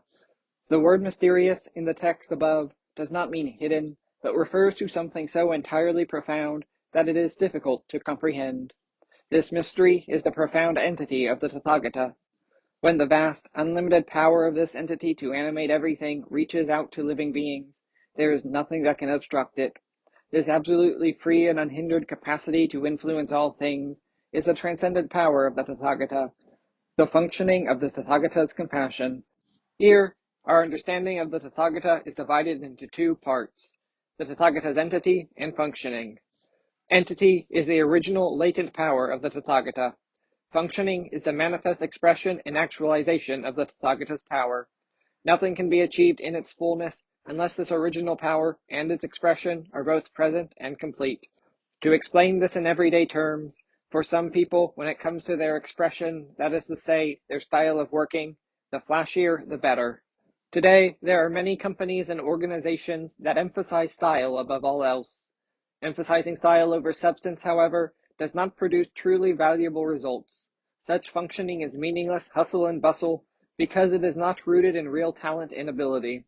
This is why such things fizzle out in no time at all, just as a shallow well soon runs dry. At the same time, however substantial our fundamental skills and abilities may be, if our practical expression of those talents is not up to the task, our potential will not be realized. An infinite quantity of underground water is of no use to our lives unless it rushes forth from a spring or we pump it out of the earth. The entity of the Tathagata, the Buddha's power to bring things to life, is limitless, and its functioning, expression, and actualization of this animating power is absolutely unhindered. It should be clear that the liberation of the Tathagata is complete and absolute. Suchness. In the passages quoted above, Tathagata does not mean the historical Buddha, but refers to the eternal original Buddha. Tathagata derives from the Sanskrit word tathata, which is usually translated as suchness. Suchness means the ultimate supreme universal truth, the immutable form of things, reality itself. But these words ring hollow to us because ordinary human beings cannot even imagine what suchness actually is. Even if we learn that suchness sustains us, it fails to make a powerful impression on us because it sounds like something indefinable and indistinct. Suchness can take any form because it is the one real and unchanging existence in the world on which all phenomena depend. In what form can we imagine suchness appearing when we try to envision it with our human minds? We naturally conceive of a personified being of absolute power. When we think that this suchness personified has always existed in this world, from the infinite past and into the infinite future, and causes all of us to live, we can feel the warm caress of the Buddha's hands of compassion. We can only guess what form suchness takes when it appears to living things other than human beings, but for us, suchness truly becomes a liberating force when it appears in human form. Tathagata. Suchness necessarily takes a human form when it appears in the world of human beings. This personification of suchness is called the Tathagata, literally, one who has come from suchness. This is why one of the epithets of the Buddha is Tathagata. The entity of the Buddha is suchness, and when we visualize in human terms the Buddha as a person who has realized suchness, within our hearts and minds we can see a vivid image of this entity of compassion that causes us to live and guides us in the right direction. The Dharma body and reward body of the Buddha. Suchness itself is also referred to as the Dharma body or Dharmakaya. The Buddha's entity that can be grasped through the notion of forms or attributes is the reward body or Sambhogakaya. It is called reward body because it is the majestic form of a Buddha who has obtained perfect wisdom as a result of the cultivation of spiritual practice over a long period of time. Manifest body. The Buddha who appears in the world as a human being to teach and guide all living beings is the manifest body, or Nirmanakaya, of the Buddha, also called the response body. The word response here means responding to a need, because the demand to liberate all living beings compels this Buddha body to appear in the world. Shakyamuni, who was born as a human being in Nepal some 2,500 years ago, is the manifest body of the Buddha in our world. This Shakyamuni, the enlightened human being who is teaching the assembly of bodhisattvas in this passage of chapter 16, is the manifest body of the Buddha. The Tathagata that Shakyamuni Buddha is talking about in this chapter is actually two sides, or aspects of himself. His Dharma body, that is, the truth that permeates all things, and his reward body, the majestic form of a Buddha. In the exact words of the sutra, the World Honored One explains this as follows. All heavenly beings, humans, and asuras in all worlds say, this Shakyamuni Buddha left the palace of the Shakya clan, sat down at the place of the way not far from the city of Gaya, and attained supreme perfect awakening. In fact, my good children, immeasurable, boundless, hundreds of thousands of millions of myriads of kalpas have already passed since I became Buddha. We can paraphrase this sutra passage as follows. Every human and heavenly being, as well as all the living beings inhabiting other worlds throughout the universe, think that I, Shakyamuni Buddha, who am teaching the Dharma to you now, left the palace of the Shakya clan, sat down in meditation near a river close to the city of Gaya, and then attained supreme perfect awakening. But this is simply not the case. In fact, an infinite amount of time has passed since I became Buddha. Here, Shakyamuni Buddha finally reveals his entity, his true reality. Ordinary people believe only in the existence of what we can see with our own eyes. People understood the Buddha to be simply the human being Shakyamuni standing in front of them, in whom they believed and on whom they depended to guide their practice. But here, Shakyamuni tells us in no uncertain terms that this is not the case. In truth, the Buddha transcends time, having neither any beginning nor end. Shakyamuni is addressing himself not just to his disciples and other people, but is also speaking indirectly to heavenly beings and other non-human beings, such as asuras. He does so because even heavenly beings have not yet attained the true peace of nirvana, but reside only temporarily in worlds of fleeting joy and tentative peace. These beings must also hear the Buddha's teachings in order to attain true liberation. Even people who commit the most evil acts are assured of liberation if they make a karmic connection with the Buddha by hearing the Dharma. The fact that the Buddha includes heavenly beings and the warlike asuras is deeply significant, because it indicates to us that human and non-human beings are all equal in the eyes of the Buddha. We all need a special place to practice the Buddha way. The site where the Bodhisattva Siddhartha Gautama sat down under a tree in the middle of the forest near the Niranjana River and entered meditation is called the Place of the Way because it is where he practiced and attained supreme perfect awakening. But in point of fact, wherever people practice religious disciplines in pursuit of the way becomes the place of the way. Anywhere, including our homes, where we work, a seat taken on the train, or even an athletic field, can be the place of the way. Depending on the state of mind of the person there, any and all places can be the place of the way. We would be mistaken, however, to take this to mean that we have no need for special training places constructed specifically for practicing the way of the Buddha. To deepen our practice, we need an environment that is suitable for spiritual disciplines. Even the Buddha to be, the Bodhisattva Siddhartha, first selected a quiet and secluded place in the forest to sit in meditation. In other words, Shakyamuni chose an appropriate environment for his place of the way, the site of his awakening. Compared to Shakyamuni Buddha, our minds are so much more prone to agitation in our daily environment. For this reason, we need to create as many opportunities as we can to go to places specially set aside for religious training, where we can gather with our traveling companions on the way and together purify our minds through practicing the Buddha's teachings. As we gradually gain merit through this disciplined practice, we can progress to a state of consciousness in which all the sites where we live our daily lives are identical to the place of the way, the place where we attain awakening.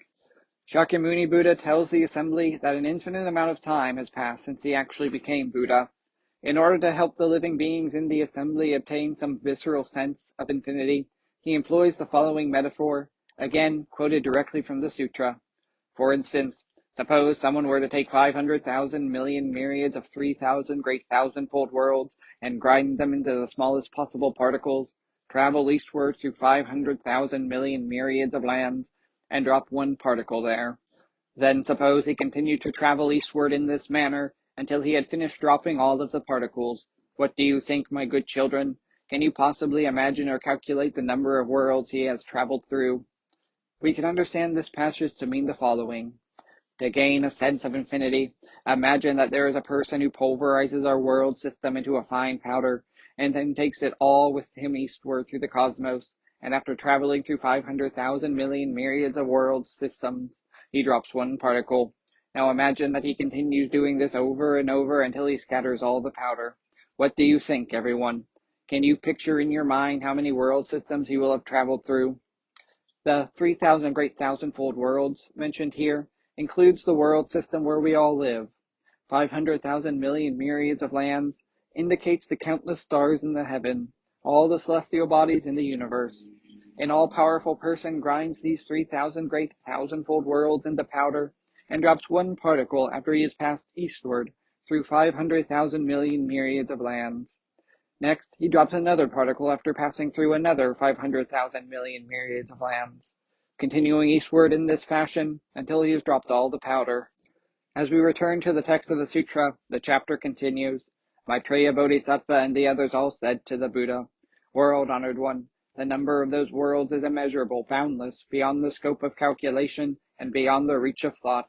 Of all the Shravakas and Pratyeka Buddhas with their undefiled wisdom, not one would be able to know or imagine the extent of such a number. Even for those of us who dwell at the stage of non-regression, it is incomprehensible. World honored one, the number of such worlds would be infinite and boundless. In the quote above, Maitreya and all the other bodhisattvas continue to respond to the Buddha, which I paraphrase as follows. World honored one, those worlds you described are infinite and boundless, impossible to calculate with numbers and impossible to imagine even if we try. Not even all the Shravakas and Pratyeka Buddhas, with their undefiled wisdom that is completely free of delusion, would be able to know the extent of such numbers. It is also beyond our comprehension as bodhisattvas, who, through practice, have gained more merit than the Shravakas and Pratyeka Buddhas, and are at the stage where we no longer retreat and turn back on the way. World honored one, those worlds you speak of are utterly measureless and boundless. For anyone other than the Buddha, the number of such measureless and boundless worlds is utterly beyond understanding. The paragraph above makes this clear. First, a Shravaka is someone who listens to and follows the Buddha's teachings and attains awakening, while a Pratyeka Buddha is someone who completely eliminates their delusions through the process of their own personal practice. But even the people who have obtained the stages of these two vehicles continue to live in their own worlds. They are satisfied with purifying themselves and extinguishing their own delusions. As long as they remain in a world of such narrow horizons, their wisdom is limited. This is why Maitreya remarks that not even with their undefiled wisdom, which is completely free of delusion, would any of the Shravakas and Pratyeka Buddhas be able to know the limits of such numbers. A Bodhisattva is one who attains a higher state of consciousness than a Shravaka or Pratyeka Buddha, by practicing in pursuit of awakening with the desire to liberate all living beings, and thus their minds are correspondingly broader, and their wisdom is that much deeper. They have arrived at the stage of non-regression or avavartika. In Buddhist doctrinal analysis of the Bodhisattva path, avavartika means irreversibility. So, to dwell in the stage of non-regression indicates a state of consciousness from which one never falls back, in which our minds are always in balance no matter the changes in the circumstances around us. But even one who has reached such a level of consciousness is still engaged in religious practice in the quest for awakening, and so they still retain a subtle sense of the separate self. That is, a self-centered perspective from which they desire to liberate others and improve society still remains within them. Thus, they have not yet reached the state of perfect unimpeded freedom, and there are limits to the scope of such a bodhisattva's mind. Maitreya Bodhisattva admits as much here in this passage. The Buddha, in contrast, is completely selfless. When someone has attained the mind of a Buddha, they are truly free of any conception of a separate and isolated self, since they realize that, because of their complex causal interconnections to everything that exists, their self is really the entire universe. When we achieve this realization, the entire universe is within our own mind, and we perceive the real state of things in perfect clarity. It may be impossible to reach this level of consciousness in this life or even the next, but the more we remove our deluded sense of self or ego, and the stronger our desire to benefit others grows, the more our wisdom will deepen, and the further it will extend. Maitreya Bodhisattva's response to the Buddha implies this. The text of the sutra continues. Thereupon, the Buddha said to all the great bodhisattvas, "Good children, I will now tell you about it in detail. Suppose that all of these worlds in which a particle had or had not been dropped were also reduced to particles, and that each particle represented one kalpa. The number of those kalpas would still be hundreds of thousands of millions of myriads of kalpas less than the time that has passed since I became Buddha." To paraphrase, after Maitreya Bodhisattva responds to the Buddha's question, Shakyamuni gives a slight nod and addresses all the great bodhisattvas. "My children, now I will help you all understand this clearly. Imagine that all those worlds I just told you about, where someone has dropped a single particle of powder, and all the other worlds he passed through without dropping a particle of powder, were themselves all pulverized into dust, and that each of the resulting particles represented a kalpa of time. The time that has passed since I became Buddha would still be hundreds of thousands of millions of myriads of kalpas longer than the number of kalpas represented by those particles of powder." Absolute existence. The immeasurable, boundless, and expansive worlds that the Buddha mentions here signify the concept of infinite space. A comprehension of the infinity of space is a prerequisite for the Buddha's subsequent introduction of the notion of infinite time. We are unable to imagine the vast, boundless number of worlds where a single particle was dropped. But when the Buddha next refers to the tremendous number of particles of powder, the metaphor transcends the very concept of number and comes to simply signify the absolute. Shakyamuni Buddha did not use this explanation simply to have people imagine an astronomically large number, but used this imagery as a means to get across a sense of absoluteness or infinity. Concepts such as the absolute or infinity don't really have any meaning to everyday people, so the Buddha uses the criterion of relative or finite concepts that people can understand, such as the size of our world or the number of visible stars, in order to help them realize the idea of the absolute and infinite. Next, the Buddha swaps the concept of infinite number for the idea of infinite time. Shakyamuni Buddha asks the assembly to imagine that a single particle of what is already an infinite number of particles of dust represents a kalpa.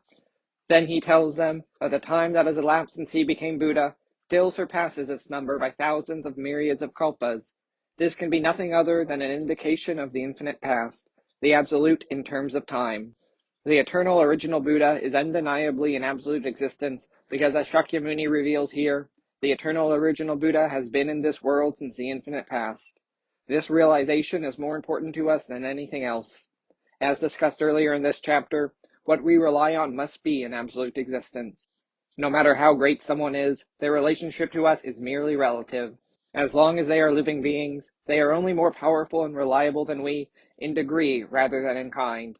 Any great person we may choose to rely on is also a limited existence, because sooner or later they will die. Therefore, we cannot ultimately depend upon such a person. Similarly, machines are also of relative and finite existence. However impressive and exquisitely manufactured a piece of technology built through scientific knowledge might be, it will eventually malfunction, deteriorate, or rust. No matter how great the amount of money we have, eventually it will run out. However high the position we may occupy in society, the day will come when we will have to step down or retire. Wealth can only be great, and social status can only be high in comparative terms, and are thus finite and limited. This is because all things, including money or social position, are relative. Even deities such as the heavenly beings that exist externally to us are in a relative relationship with human beings, only comparatively more exalted or powerful than us. Heavenly deities are also limited sources of support, because we never know when they may abandon us. We cannot truly depend on any of these things. The Buddha, however, is an absolute existence. The eternal original Buddha is everywhere, both within us and outside of us, from the infinite past to the infinite future. The Buddha is inseparable from us, even if we try to distance ourselves. For these reasons, the Buddha is an infinite and absolute existence. Figuratively speaking, we can think of the Buddha as the oxygen we breathe in our everyday life. Oxygen is always present in the air around us and even permeates our bodies. We could not live more than a few minutes without oxygen, but we are usually oblivious to its existence. When we are shut up in a small, stuffy room, however, we open the windows to let fresh air in. It is at times like these that we are reminded of the importance of oxygen. In the same way, we could not get away from the original Buddha, even if we wanted, because the original Buddha gives us the gift of life and sustains us. This is precisely why we can believe in the original Buddha with every fiber of our being, depending on and entrusting ourselves to the Buddha. This is something we must know in our hearts. As we return to the text of the sutra, Shakyamuni Buddha continues as follows. Ever since then, I have always existed here in the Saha world, expounding the Dharma and teaching and transforming living beings. And I have also been guiding and benefiting living beings in hundreds of thousands of millions of myriads of lands in other worlds as well. Because Shakyamuni Buddha has used an infinite number to represent the idea of an infinite time in the past, when he says, since then, he is not indicating a specific point of time in the past, but a beginningless past, meaning the transcendence of time. To paraphrase the Buddha's words, since the infinite past, I have been teaching and transforming living beings in the Saha world, and not only in the Saha world.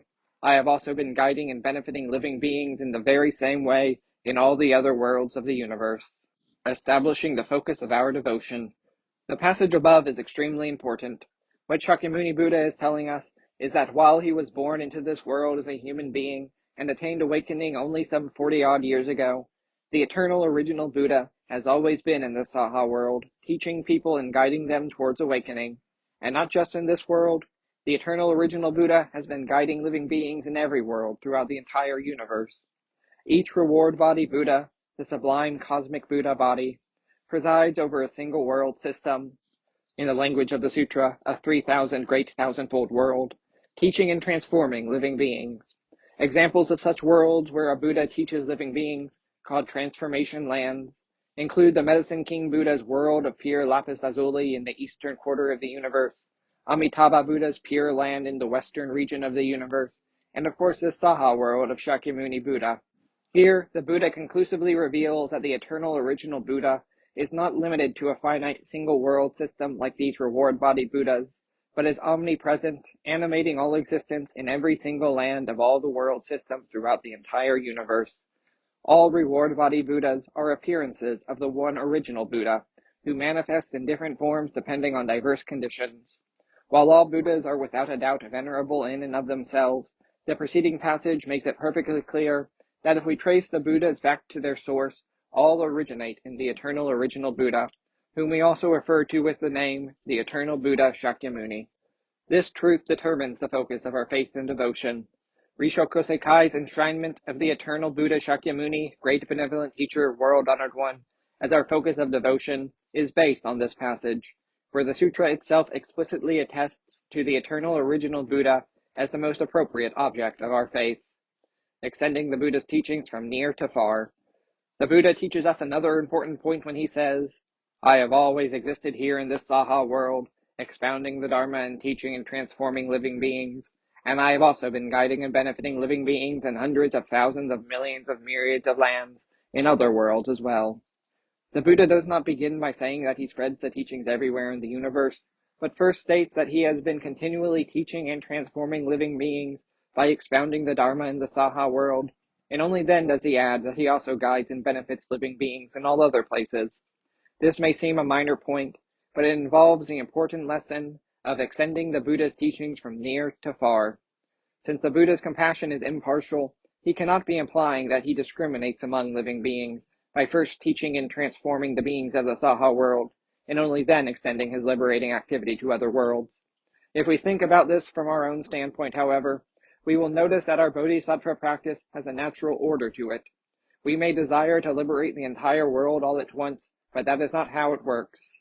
Following the Buddha's example, we begin by working to help those close to us attain liberation from suffering, and then go on to progressively extend the scope of this activity to those with more distant relationships to us. We proceed by initially working to improve our villages or towns, then expand this to our counties and provinces or states, and, as we gradually gain momentum, we can extend the Buddha's edifying, transforming, and liberating activity throughout the nation in which we live, and then still farther to foreign countries. The wonder of the teaching so deeply moves some people that all of a sudden they begin boasting about how they are going to go out and liberate the world all by themselves. Great ambition is certainly a good thing, and aspiring to something as grand as liberating all living beings is a worthy goal for us.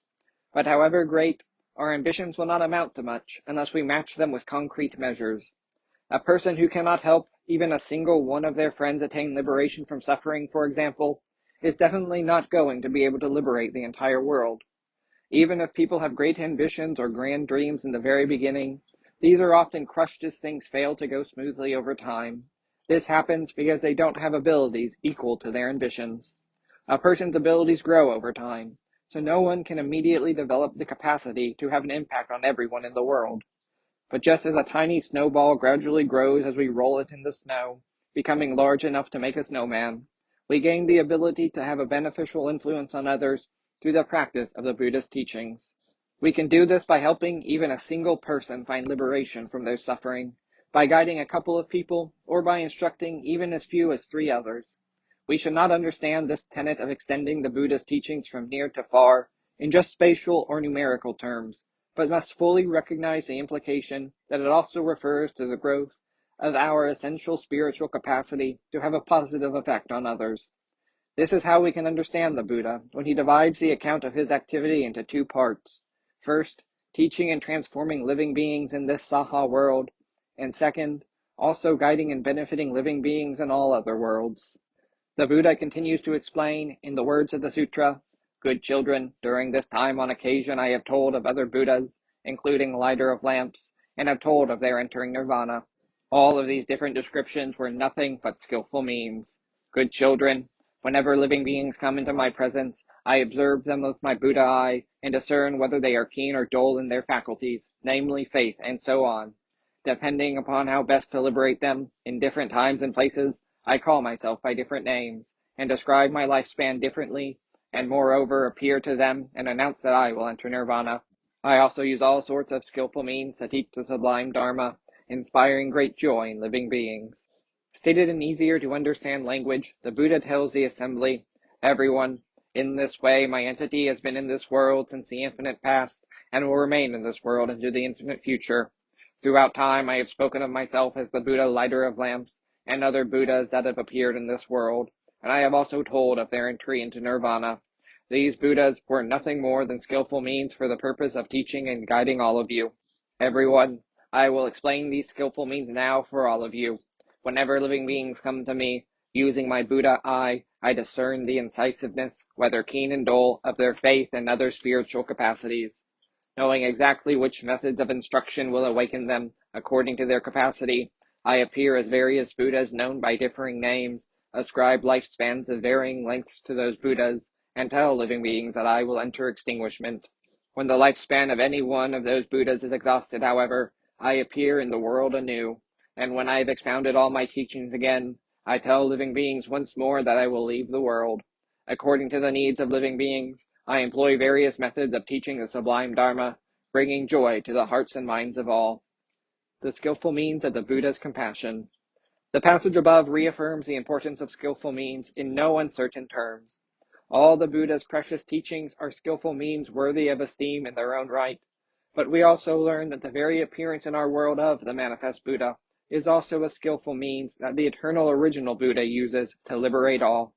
The succession of all the other Buddhas who appear in the world is similarly the skillful means of the eternal original Buddha. As explained earlier through the use of metaphor, the original Buddha can be likened to radio and television broadcast waves or to cell phone signals. They saturate all the space around us, but we cannot hear or see them directly. Through the medium of radio, television, cell phones, or even computer wireless data networks, which correspond to the skillful means of the original Buddha, the broadcast sounds or the caller's voice become audible to our ears, and its image visible to our eyes. This is just how the Buddha's skillful means allow us to come in contact with the teachings of the Dharma. Just as the electronic receivers owned by people run the gamut from hypersensitive to extremely insensitive, so also are the capacities of living beings for receiving the Dharma. The Buddha can discern the sensitivity of our receivers, and he teaches by raising or lowering the output of the signal accordingly so that it perfectly matches our capacity to receive the teachings. This tuning of the signal is a skillful means of the Buddha's compassion and corresponds with his words, "Good children, whenever living beings come into my presence, I observe them with the Buddha eye and discern whether they are keen or dull in their faculties, namely, faith and so on." The 5 roots of emancipation. The phrase, "their faculties, namely faith and so on," in the previous section, refers to what are called the 5 roots of emancipation. These 5 faculties are faith, diligence, mindfulness, concentration, and wisdom. All 5 are fundamental to our lives of spiritual practice. Faith means the mind that accepts and believes. As pointed out earlier in Chapter 4, Faith and Understanding, religion is different from academic or scholarly learning in that we will never have the necessary capacity to liberate ourselves or help others attain liberation from their sufferings just by understanding in an intellectual fashion. Only when we believe from the depths of our hearts do we have such a capacity, and attaining such a mind can be considered true faith. Diligence means a genuine and persistent spirit of effort. Faith alone is not enough. We are not leading lives of true faith and devotion unless we keep our faith pure and work unremittingly to ensure that our faith and devotion do not weaken or lose their vitality. Mindfulness means to remain cognizant of something, specifically here, to keep our thoughts focused on the Buddha. Of course, as a practical matter, it is not possible to keep the Buddha in sight in every single moment of consciousness. When a student is entirely absorbed in their studies, or when an adult is totally immersed in their work, they must concentrate on that one object. This kind of focused concentration is also in accord with the way of the Buddha. But even when devoting ourselves to particular tasks, every now and then, when we suddenly catch ourselves drifting off, we can reflect that the Buddha causes us to live. Or when we feel a sense of relief on completing a difficult task, we might thank the Buddha by thinking, "How blessed am I to be protected by the Buddha." When an unwholesome thought crosses our mind, or when we suddenly feel angry, we can instantly examine ourselves by asking if such thinking is the way to Buddhahood. To now and again bring the Buddha to mind like this, in the light of the things in our lives, is the faculty of mindfulness. Concentration implies a mind that is determined. This means that once we begin practicing the Buddha's teachings, no matter what may happen, our faith never wavers, nor do we lose composure. We resolve, with firm determination, to patiently bear all difficulties or temptations that befall us, and continue to follow the Buddha's teachings, never becoming discouraged. If we lack this sort of concentration, we cannot consider ourselves sincere followers of the faith. Wisdom refers to the insight that followers of the Buddha must have. As frequently mentioned in this book, this is not a self-serving cleverness or wit, but insight that removes our egotistical sense of self and wipes away our delusion like a brisk wind blows away dark clouds. As long as we have this wisdom, we will not take mistaken paths in life. This truth applies to both our everyday lives and our faith. If we are preoccupied with selfish and petty desires, we are apt to eventually stray into misguided beliefs. No matter how much we may have faith in such beliefs, diligently practice them, remain mindful of, and resolutely concentrate on them, we will never attain liberation from our suffering through such beliefs, because they are fundamentally misguided from the outset. We will only seek deeper and wander further into a world of delusion. We can see many alarming and unfortunate examples by looking at the people around us. This is why wisdom, which appears as the last of the 5 roots of emancipation, should be the first faculty by which we enter the practice of religious life. The 5 kinds of eyes. Using his Buddha eye, Shakyamuni can discern the extent to which living beings possess the 5 roots of emancipation: faith, diligence, mindfulness, concentration, and wisdom. And according to what he observes, he uses various ways of guiding each living being. The Buddha eye is the eye of compassion. When the Buddha surveys a person with compassionate eyes for the sake of guiding them to liberation, he perceives everything about that being, including their character, intellect, and attitudes. In Buddhism, the 5 kinds of eyes refers to the 5 ways of looking at things. These 5 are the physical eye, the heavenly eye, the wisdom eye, the Dharma eye, and the Buddha eye. The physical eye refers to the way an ordinary person views things as only material shapes and forms. This type of perception is often erroneous or partial. We frequently do things such as mistake hydrogen peroxide for water or confuse a whale with a fish. The heavenly eye, or fully the eye of celestial beings, investigates things rationally and discerns their essential qualities. In a manner of speaking, this is a scientific way of looking at things. When we view things in this way, we discover that water is formed by the combination of oxygen and hydrogen atoms. We can predict when there will be an alignment of 2 planets down to the year, month, day, hour, minute, and second, and we can estimate how many millions of tons of petroleum lie underground. In the past, clairvoyant people who could see such things that average people could not were known by various names, including Seer of the Heavenly Eye, a title that is derived from this Buddhist concept.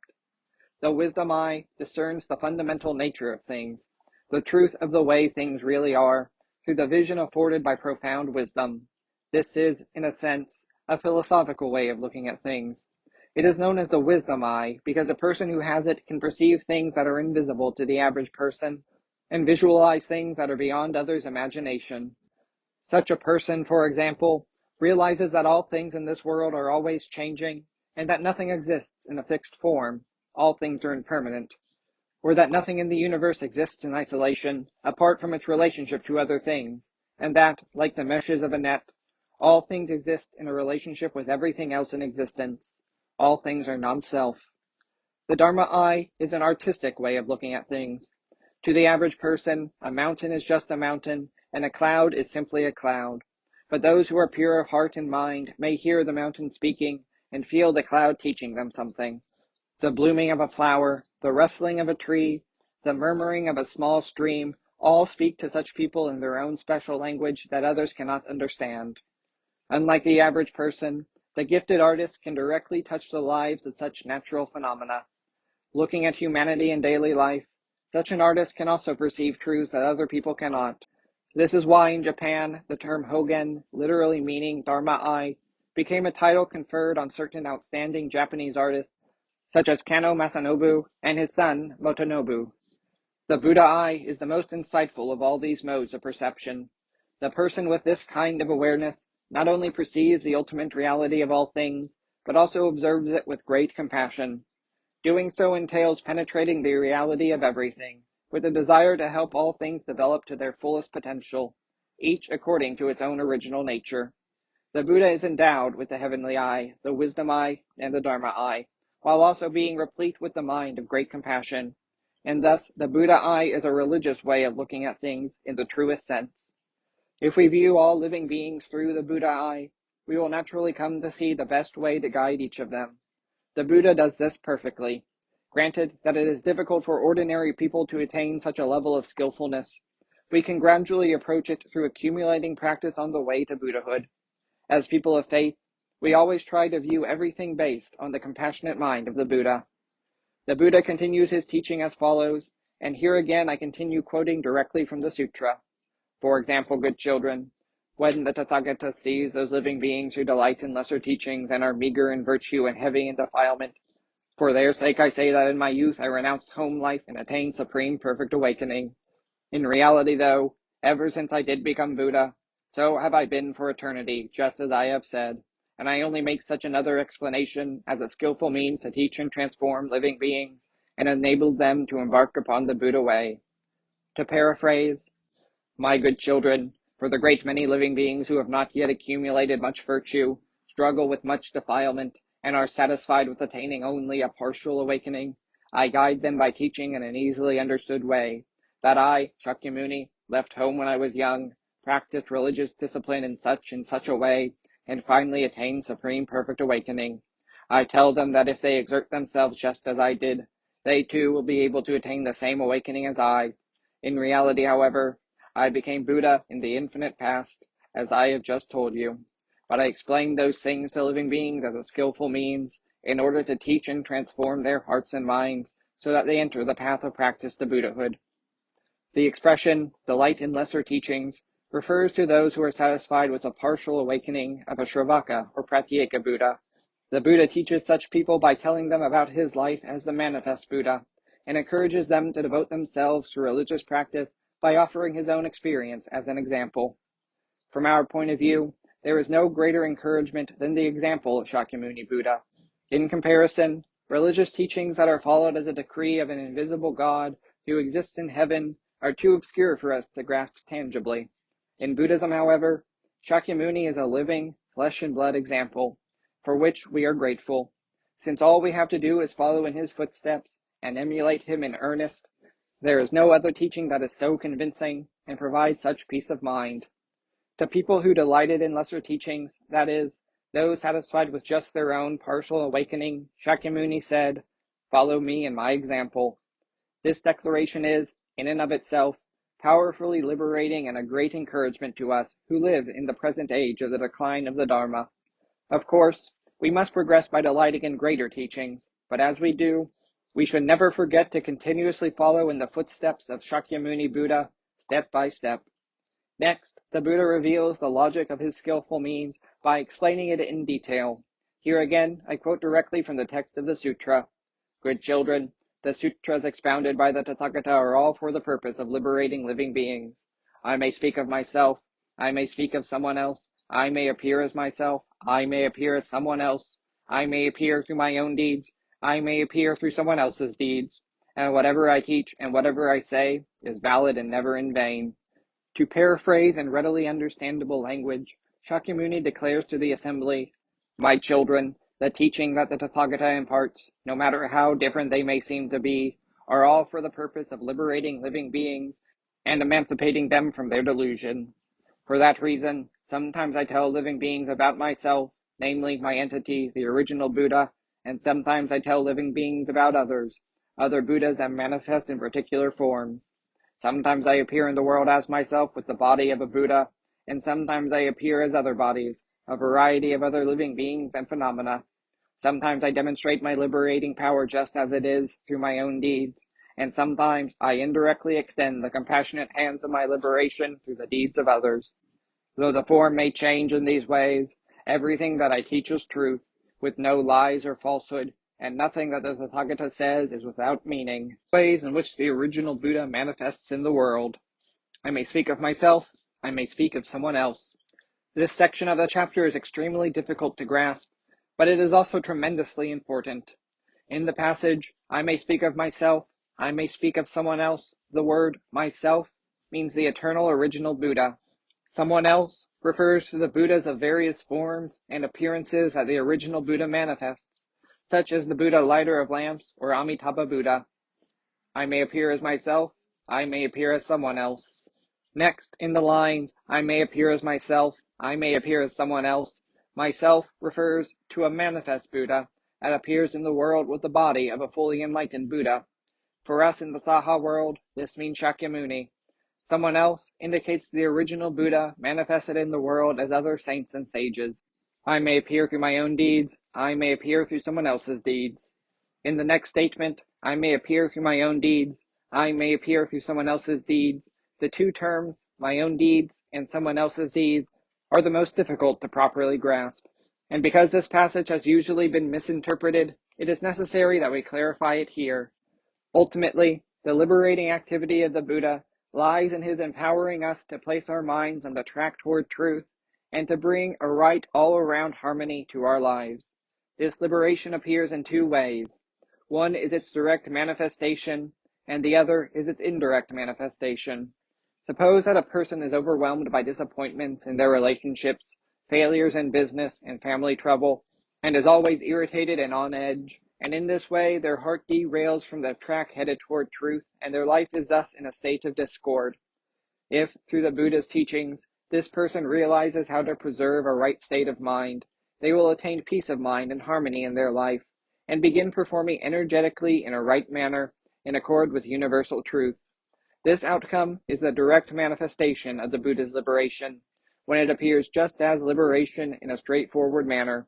My own deeds indicates this kind of clear and obvious expression of the Buddha's liberation. But the Buddha's liberation does not always manifest in this way. Sometimes it appears as an indirect manifestation. Suppose that you suddenly experience a bad stomach ache. It may have come from overwhelming your digestive system by eating or drinking too much, or it could have been caused by the growth of a dangerous bacteria in your stomach.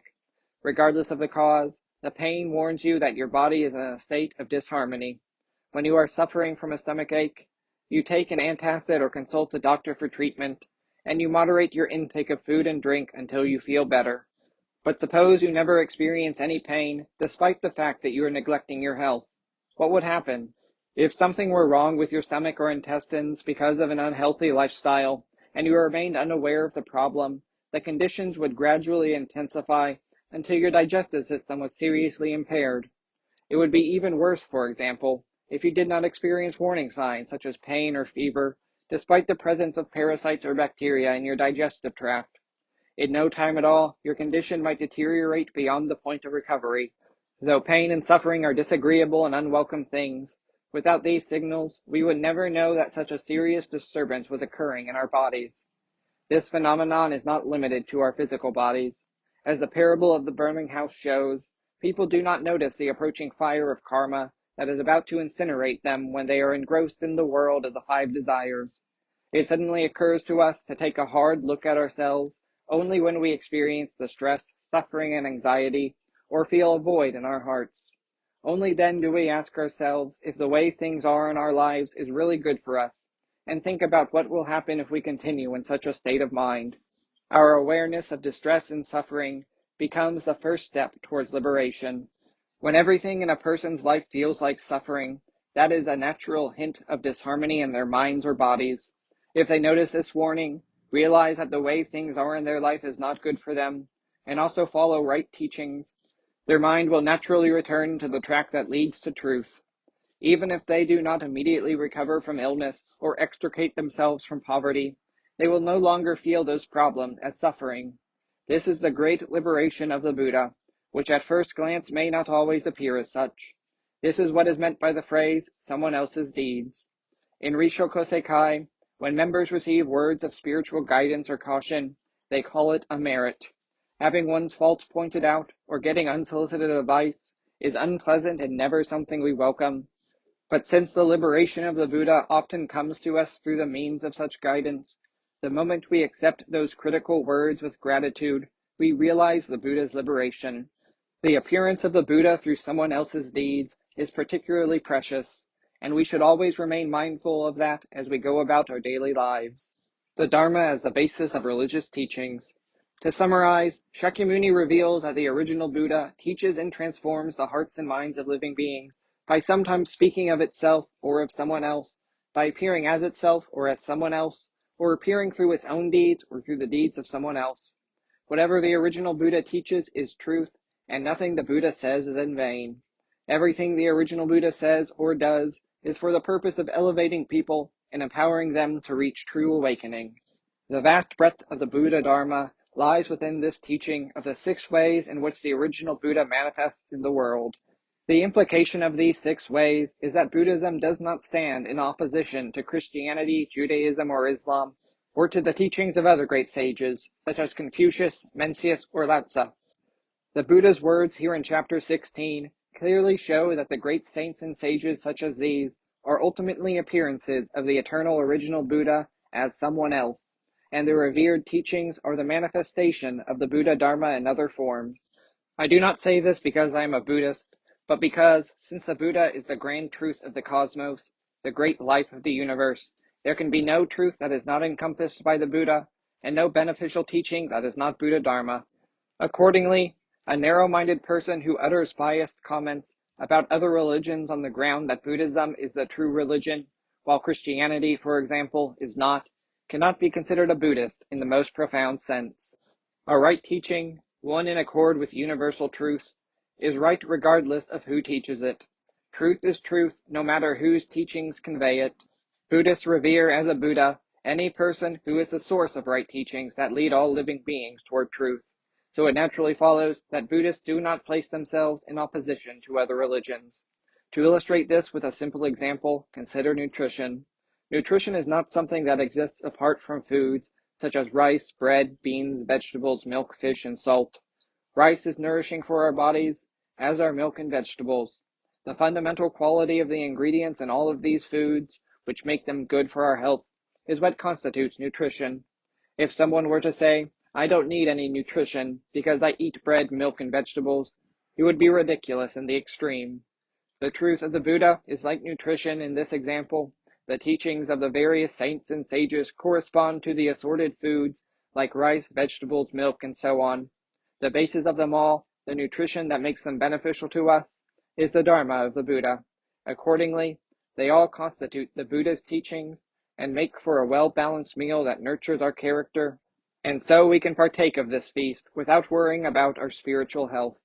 There is no need to become hung up on relative merits of individual dishes like rice or bread. We will naturally come to understand this once we can clearly distinguish the difference between the original Buddha and the manifest Buddha. The Buddha Dharma is vast and boundless. Thus, the manifest Buddha did not reject or forbid other teachings. To Shakyamuni Buddha, the many deities and other beings that populated religion in India at that time were counted among the myriad living beings who could attain liberation by hearing his Dharma.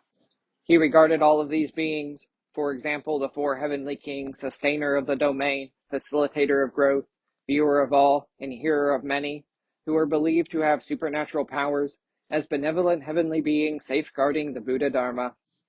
Once a powerful general in the ancient Indian city of Vaishali, who had been a follower of Jainism, another Indian religion, was deeply impressed by the Buddha's teaching of the Dharma and promptly became his disciple. The general wanted to proclaim his conversion to Buddhism throughout the land, but the Buddha dissuaded him, saying that it was not necessary. Shakyamuni even went so far as to tell the general, "You should continue to revere the Jain saints and teachings as you have always done."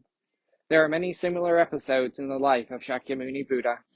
The Buddha's way of thinking was passed down unchanged, while the true Dharma was still being propagated in the world. For example, Ashoka, the great king who united most of the Indian subcontinent and was also a devout follower of Buddhism, did not persecute members of other faiths and granted freedom of religion. This teaching naturally causes us to wonder whether Nichiren was at odds with the Buddha's intentions when he famously criticized other Japanese Buddhist groups, saying, "The Jodo sect will end up in a Vichy hell, Zen is a sect of devils, the Shingon sect will be the ruin of the country, and the Ritsu sect is treasonous." Yet, there was good reason for Nichiren's harsh criticisms of other sects of the Kamakura period in Japan. In the time of Nichiren, people thought that Japan had already entered the age of the decline of the Dharma, and with the various Buddhist sects in a state of mutual antagonism, Buddhists tended to easily lose sight of Shakyamuni Buddha's true intention. In response, Nichiren urged Buddhists to abandon their sectarian consciousness for the moment and carry out the true intention of the Buddha. He employed harsh language because the people of that time could not be brought to their senses any other way, and so his criticisms were skillful means in the true sense. Nichiren's approach was nothing less than the liberating work of the Buddha, manifesting through someone else's deeds, just as discussed. The outlook of Buddhist clerics and the general public today is more sophisticated, so there is no longer any need for the same kind of skillful means that Nichiren used. As previously discussed, skillful means signifies responding to the capacity of people to understand the Dharma by using appropriate methods for teaching and transforming their hearts and minds. For this reason, it is foolish to continue employing the same methods when people's capacities have changed, and doing so would actually be an improper way to practice the Buddha's teachings. This is something we must all bear in mind. Following this discussion of the 6 ways in which the original Buddha manifests in the world, Shakyamuni continues by elaborating the difference between how ordinary living beings and Buddhas see the world. He poses a rhetorical question, quoted here directly from the text of the sutra. Why is this? The Tathagata perceives the character of the threefold world as it really is. Birth and death do not leave it or appear in it. There is no staying in the world or departing from it for extinguishment. It is neither substantial nor insubstantial, and it is neither thus nor otherwise. This is not how the threefold world sees itself, but the Tathagata sees such things as these clearly and without error. How the Tathagata sees the threefold world. The meaning of the threefold world. The term threefold world can be understood in several different ways, but according to the most common interpretation, it is a 3-part division of the world system where living beings reside: the realm of desire, the realm of form, and the realm of formlessness. The realm of desire is the ordinary world we experience in our daily lives, which is fraught with the 5 desires for wealth, sex, food, fame, and sleep. The realm of form is the world as we conceive it within our minds by conceptualizing it through specific shapes and forms. It is a subtle material world of all the things that we are ordinarily capable of envisioning. The realm of formlessness is an immaterial world entirely without shapes and forms, a realm of subtle states of consciousness that can be attained through seated meditation or other spiritual disciplines that concentrate the mind. Only the Tathagata can see the state of the threefold world as it really is. We ordinary living beings can perceive the world only phenomenally, that is to say, as what we can immediately experience through our senses, and as discussed above, this kind of perception is often mistaken or incomplete. But those who have attained the awakening of a Buddha can penetrate the ultimate reality of all things. No birth and death, no leaving and appearing. Birth and death means the cycle of existence as things come into being and pass away, but more broadly, this phrase refers to change. To leave means the disappearance of things from the world, while to appear indicates the tangible manifestation of things in the world. Taken together, the line birth and death do not leave it or appear in it expresses the idea that all things seem to be changing, but they change only at the level of the phenomena we can perceive and in terms of their relationship with other things. In the eyes of the Tathagata, they do not appear or disappear, nor do they arise or extinguish. No staying in the world, no departing from it. If we apply the statement, birth and death do not leave it or appear in it, to our human bodies, appearing means being born, and leaving refers to death. Human beings are born into this world and gradually mature.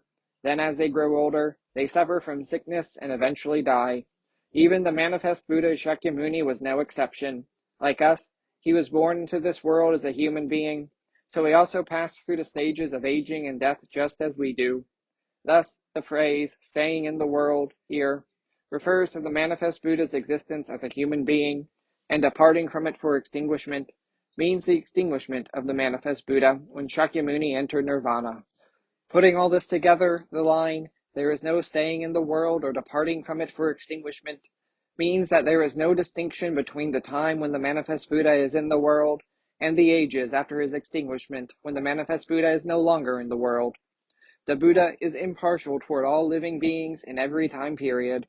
What Shakyamuni Buddha is telling us here is that the eternal original Buddha is always in this world, leading all living beings to liberation equally, wherever and whenever, and as the working of universal truth, the eternal original Buddha brings all things to life and sustains them.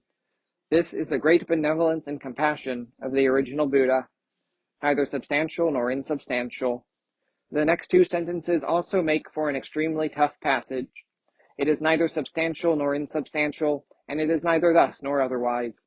We call something substantial when we are sure that it categorically exists in the way we see it. We use the term insubstantial when we perceive something as categorically non-existent. Regarding a tangible thing, something that manifests through shape and form, as unquestionably existing just as we see it, is a one-sided way of looking at things. Likewise, dismissing the intangible, that which does not manifest through shape and form, as unquestionably non-existent, is also a partial view of the world. To illustrate this through an example, we are sure of the existence of water when we see it, because it is tangibly visible, yet we are unaware of it evaporating and becoming invisible by turning into water vapor.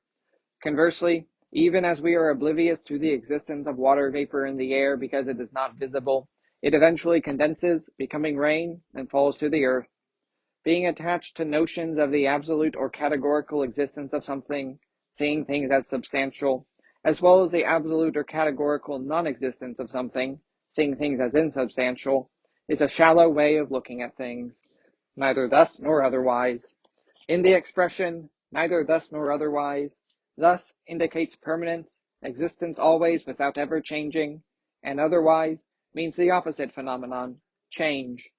Taken as a whole, this expression, neither thus nor otherwise, tells us that viewing things as either unchanging or changing is a partial way of seeing things. An ordinary person is apt to see things in such a biased way, but the eyes of the Tathagata can equally discern both the unchangeable and the changeable aspect of things. In other words, the Tathagata can see the ultimate reality of all things just as they are. Let us leave the philosophical subtleties concerning phenomena to scholars, and instead try to apply the basic principle of this teaching of the Buddha to our own lives. From a certain standpoint, all things in our world appear to change, but when viewed from another angle, they seem unchanging. Take the example of the different views of human relationships in the feudal age and modernity. The relationship between parents and children has transformed drastically, but despite this change, parents and children still greatly impact one another. And despite the fact that people's looks, physiques, and attitudes no doubt vary through the ages, if we try to think about what human beings of the past and those of today have in common, of course, the people of both time periods are equally human beings. We should not be biased towards either change or permanence. Seeing only the distinction between things is not a complete way of looking at phenomena, and neither is seeing only the equality of everything. We must discern the attributes of things thoroughly from a broader perspective, and at the same time view all things through eyes filled through the compassion that wishes to enhance the life of all things. We could, for example, become hung up on the fact that our physical bodies are changeable, and thus conclude that our life is something entirely separate from our temporary flesh and blood body, and then we would probably fall into a misguided disregard for the health of our bodies. On the contrary, we should understand our physical bodies as precious gifts of life that are given to us and sustained by the compassion of the original Buddha. With that understanding, it would be natural for us to take great care of our bodies, because to do so is to value our Buddha nature, our essential quality. Such a mind is impartial and truly has a way of looking at phenomena that illuminates the never-ending life, the Buddha nature of all things. The phrase, without error, in this passage, which means seeing things clearly, summarizes what the Buddha teaches us in this section of chapter 16, how the Tathagata sees the ultimate reality of all things from a universal perspective, a completely free and unhindered way of looking at the threefold world. The Tathagata does not see things in the biased and narrow way in which ordinary people living in the threefold world see it. Practical application of the Buddha's knowledge and insight in daily life. The paragraph we have just examined explains the knowledge and insight of the Tathagata, but even if this realization of the Tathagata is beyond our complete comprehension, we should nevertheless take it as an inexhaustible well of wisdom for living our daily lives. First, we should guard against falling into the habit of thinking of changeable things as permanent and unchanging. Suppose that we are convinced our business has a sufficiently secure foundation, and we are confident that it can withstand any shock that may come. If we fall into complacency and preoccupy ourselves with sports, parties, and other amusements, we could be caught off guard by circumstances we might never have dreamed of. As our national economy is interconnected with other economies throughout the world, no one can know what influence unforeseen events in an unanticipated place could have on our own country. No matter how solidly we lay the foundation of our business, it will never attain an unchangeable permanent state. We must remain mindful that things can change at a moment's notice and never neglect our work. Although this is something every business person should already know, in reality, many do not. Countless business people have failed because of overconfidence and negligence. Even the wealthiest billionaires, the most prominent business people, and the most powerful politicians and diplomats would be wise to selflessly follow this teaching of the Buddha. The teachings of the Buddha are the basic principles of the universe and human existence. They may sound remote to us, but it would be a big mistake to think that they have nothing to do with the real world of our everyday lives. On the contrary, it is precisely because they are so important that they apply to every situation in real life. Something that is not applicable to real life is not truly a foundational principle. We can say the same thing about our bodies. When we are in good health, we do not notice physical changes occurring, because the human body changes very slowly and subtly. This is why we carelessly become over-optimistic about our health, and are often overconfident of our strength. Suppose someone drinks just as heavily as when they were younger, without any regard for their aging body, which can no longer stand up to such punishment.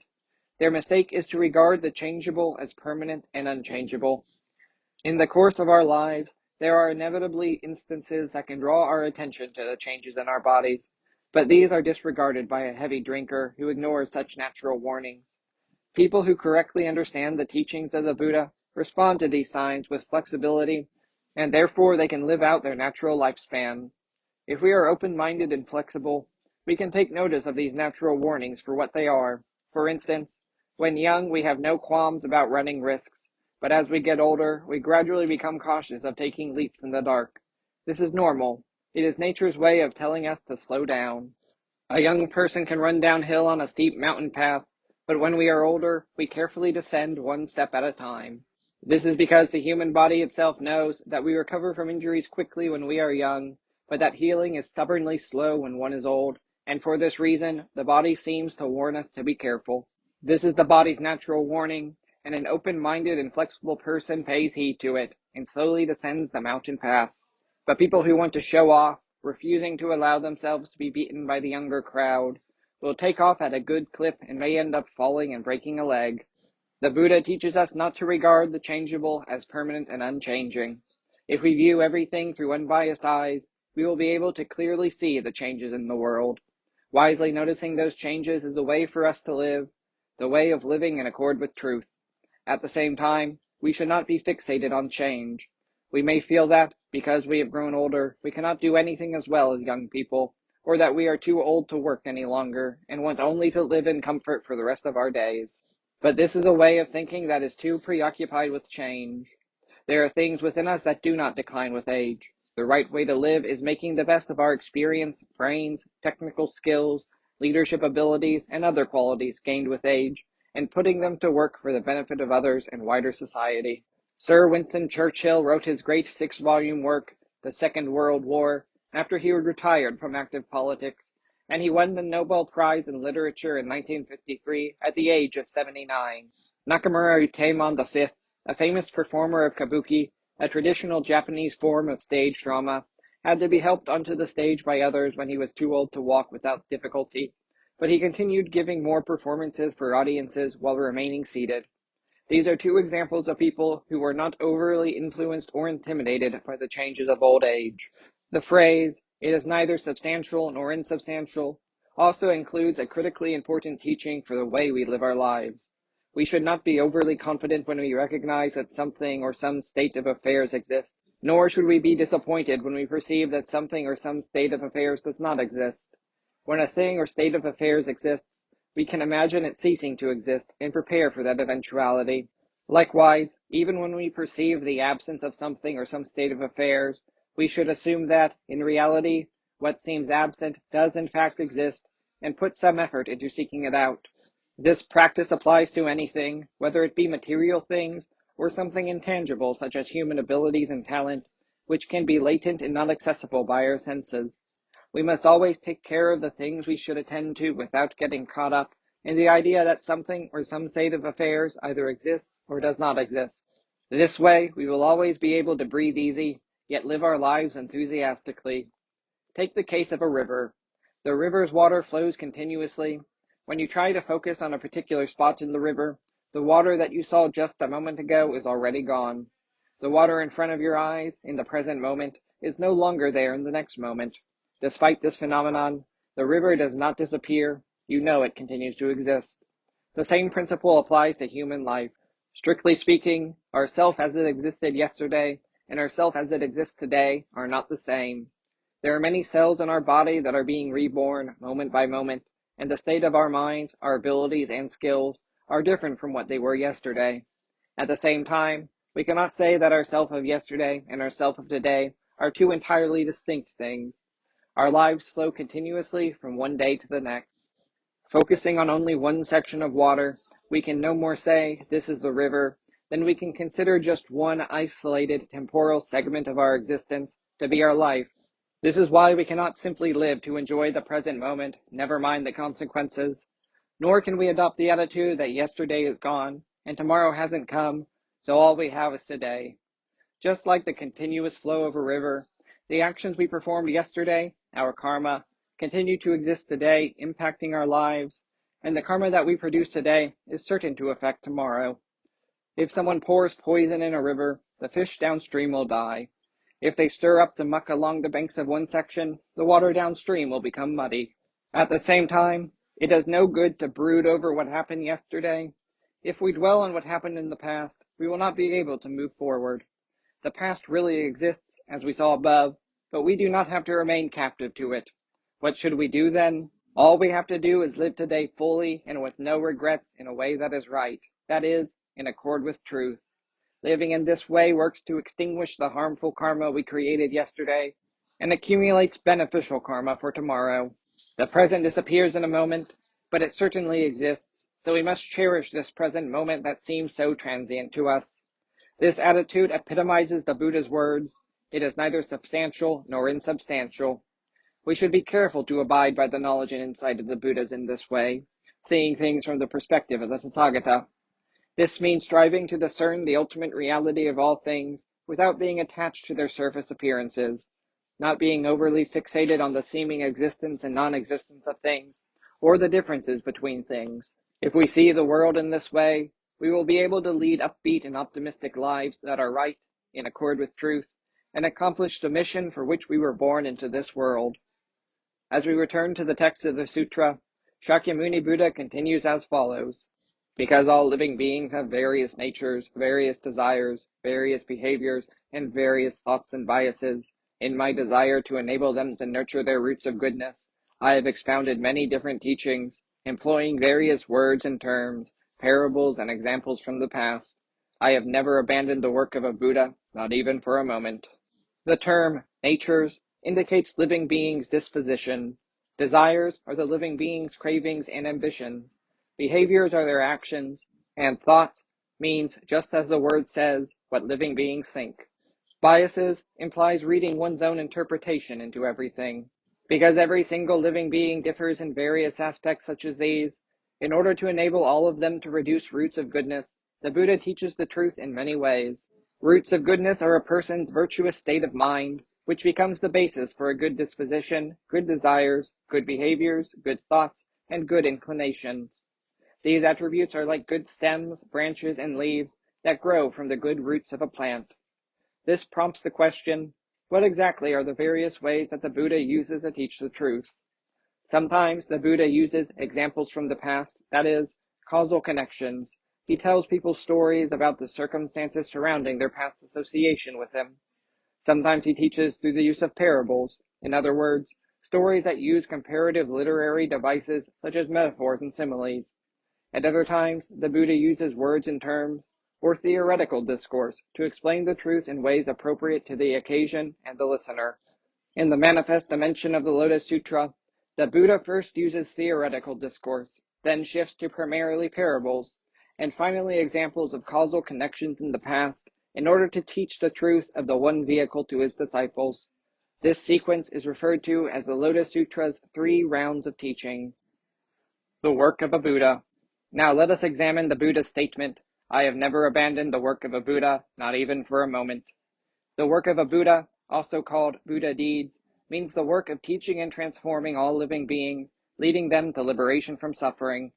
In the broadest sense, this refers to the functioning of the Buddha, the 6 ways in which the original Buddha manifests in the world as discussed above. In every single place in the universe, through every means and method imaginable, the Tathagata teaches and transforms. To incorporate our understanding of all the words and phrases in the passage quoted on the previous page, and summarize its meaning in its entirety. In this way, the Buddha discerns the ultimate reality of all things with absolutely no misunderstanding. But it is not so with ordinary living beings. Each has their own disposition, cravings, and ambitions, their own ways of acting, and their unique thoughts. They also habitually read their own interpretations into everything. If living beings are left to their own devices, then all their various dispositions, cravings, ambitions, behaviors, thinking, vital interests, and differing conceptions will clash and become entangled, and conflict will arise with no end. Because of this fact, as a means of encouraging all living beings to produce good roots, a state of mind that will become the basis for good dispositions, desires, behaviors, thoughts, and inclinations, the Buddha uses various methods to teach the Dharma. He teaches by telling people about causal connections, that is, the circumstances surrounding their past association with him. He also teaches through the use of parables, stories that use comparative literary devices like metaphors and similes, and he uses theoretical discourse to explain the truth in ways appropriate to the occasion and the listener. The Buddha has never ceased this work of teaching and transforming living beings, not even for a moment. It would be a big mistake to think that only the work of enlightened Buddhas such as Shakyamuni Buddha qualifies as Buddha deeds. The work of a Buddha has a lot to do with us as well. Sharing the Buddha's teachings with others and listening to as well as reading the teachings ourselves are also Buddha deeds. Just as the Buddhas of the past continuously practice their work without even a moment's pause, in the future, we must continue our own Buddha deeds without even the briefest of interruptions. This is our great responsibility. As we return to the text, Shakyamuni Buddha continues as follows. In such manner, a vast expanse of time has passed since I became Buddha, and this lifespan of innumerable kalpas is everlasting and never extinguished. Good children, the lifespan I gained through my long practice of the Bodhisattva way is still unending and will continue for twice the duration that I described before. Thus, I am not actually now passing away, despite my proclamations that I will take the course of extinguishment. These are skillful means used by the Tathagata to teach and transform living beings. This passage may be a bit difficult to understand. In the first part, a vast expanse of time has passed since I became Buddha, and this lifespan of innumerable kalpas is everlasting and never extinguished. Shakyamuni is referring to his entity, the eternal original Buddha. In the next section, good children, the lifespan I gained through my long practice of the Bodhisattva way is still unending and will continue for twice the duration that I described before. He is speaking about himself, the manifest Buddha Shakyamuni. To paraphrase this statement in readily understandable language, Shakyamuni Buddha is saying, in this way, I have been a Buddha since the extreme distant past, a time so far off in the limitless past that it defies imagination, and my lifespan hereafter is also unlimited. I continuously abide in this world without cease. Everyone, the lifespan that I, the manifest Buddha who appeared in this world as a human being, have attained, is actually extremely long and not yet exhausted. I attained this long lifespan by practicing the Bodhisattva way in my previous lives. I have told you, however, that soon I will enter nirvana. In actuality, I will not die, but as a skillful means to teach and transform all living beings, I will disappear from your midst. Shakyamuni Buddha had accumulated practice of the Bodhisattva way not just in his present life, but also in his former lifetimes. Here, he declares that the lifespan he attained as a reward for those wholesome actions is also unfathomably long. The eternal original Buddha is an absolute existence with no beginning and no end. But even apart from the original Buddha, the lifespan of Shakyamuni Buddha, the manifest Buddha himself, is actually still far from exhausted. In spite of this statement, however, Shakyamuni Buddha announces that he must soon enter nirvana. Why, if his lifespan is still not exhausted, would the manifest Buddha abandon living beings and enter nirvana? He does this solely as a skillful means for teaching and transforming living beings. It is nothing less than an expression of Shakyamuni Buddha's compassion for all beings. He makes this reason clear in the next passage from the sutra. Why is this? If the Buddha abides long in the world, people with meager virtue will not cultivate their roots of goodness. Lowly and impoverished and greedily clinging to the 5 desires, they will become enmeshed in assumptions and wrong views. If they see the Tathagata as ever abiding and not passing away, they will then become complacent, self-indulgent, lazy, jaded, incapable of conceiving that he is difficult to encounter, and unable to hold him in reverence. This paragraph is of the utmost importance. The phrase about lowly and impoverished people does not refer to material poverty or to those of lower socioeconomic classes, but indicates the debasement of spiritual poverty.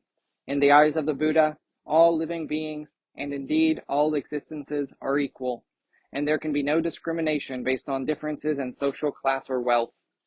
Instinct is neither good nor bad. The problem is greedy attachment. The words, greedily clinging to the 5 desires, refer to how living beings become captivated by the joy experienced from the sensations of the 5 sense organs, the eyes, ears, nose, tongue, and the body sense of touch. These are our innate desire to see only beautiful things, to hear only pleasant sounds, to smell only pleasant scents, to eat nothing but food that tastes delicious, and to feel only pleasant sensations. In the case of our tactile sense, to be cool in the summer and warm in the winter, to avoid exposure to rain and wind, to wear clothing that feels soft to the touch, and so on. The desires of the 5 sense organs are human instincts and not wrong in and of themselves. They become bad, and delusion arises, when we are captive to these pleasures of the flesh. They also disturb the discipline of our minds, corrupting our aspiration to seek the way. This is such an important point that Shakyamuni demonstrated it on many occasions. One of these was when he abandoned extreme ascetic practice and drank the milk porridge given to him by a village girl. Another was when he explained the teachings of the middle way. The Buddha made it clear that human beings' instincts are originally morally neutral. That is, they exist prior to the discrimination between right and wrong, and are therefore neither good nor bad. If we think about this, it is just as Shakyamuni Buddha teaches. If instinctual desires such as our appetite for food and thirst for water were fundamentally wrong, we would be forced to refrain entirely from eating and drinking and would starve to death. Likewise, we would have to become deaf in order to abandon the desires that arise through hearing, and put out our eyes in order to eliminate the desires stimulated by our sense of vision. The Buddha never teaches such extremes, but shows us that, although instincts are not wrong in and of themselves, the fire of delusion sparked by our attachment to these instinctual desires is not good. Our instincts are morally neutral. It is our insatiable attachment to them that is harmful. If we misunderstand this point, we will fall into extremes such as self-mortifying asceticism or extreme stoicism, and end up practicing counter to the teachings of the middle way. Assumptions and wrong views. The next phrase, assumptions and wrong views, indicates mistaken thinking. Assumptions generally means thinking, but in particular, it means recalling what we have learned through previous experience, and based on that, conceiving in our minds things that we have yet to experience. Here the Buddha suggests that if he were to remain forever in this world, it would disrupt the minds of living beings and hinder their spiritual development by causing them to become caught up in mistaken judgments about their previous experiences and biased conceptions with regard to what they have not yet experienced. Wrong views means a mistaken way of looking at things, the inability to see things as they truly are because of a self-centered mind. Suppose that after eating lunch, a junior corporate executive walks past the company president, unaware that he has a food stain on his cheek. Just as they pass each other, the president sees the younger man's face and smiles at him. If the junior executive has his heart set on getting a promotion or a raise, he will jump to the conclusion that the president's smile means he will soon get what he wants. On the other hand, if the junior executive is the type who is always slacking off or falsifying the account books, he will be startled and assume that it was no ordinary smile, but a smirk indicating that his laziness or dishonesty has come to light. In both cases, egocentrism prevents the young man from grasping the reality of the situation, that the president smiled at him simply because he caught a glimpse of the food stain on his face. This mistake happened because the young man has a self-centered way of looking at things, a perspective that is bound to his sense of self. On the other hand, if the junior executive has no such ego, he will say to himself, "That's strange. The president just smiled when he looked at my face. I wonder if there's something odd about the way I look," and then look at himself in a mirror. This kind of trivial occurrence is familiar to all of us. In your daily lives, you probably see people who misconstrue the reality of situations because of an inability to see things from other perspectives. They may end up needlessly worrying, and that can lead to unhappiness. All of these distortions stem from wrong views. Consequently, the expression, they will become enmeshed in assumptions and wrong views, tells us that brooding over the past or having trepidations about the future traps us in a web of mistaken perspectives that hamstring us, ensuring that we find it nearly impossible to free ourselves. When greedily attached to the five desires, we are naturally self-centered, and these are the kind of results that attachment produces: becoming complacent, self-indulgent, lazy, and jaded. The words complacent and self-indulgent refer to our willful minds, which are characterized by a sense of self-satisfaction and negligence.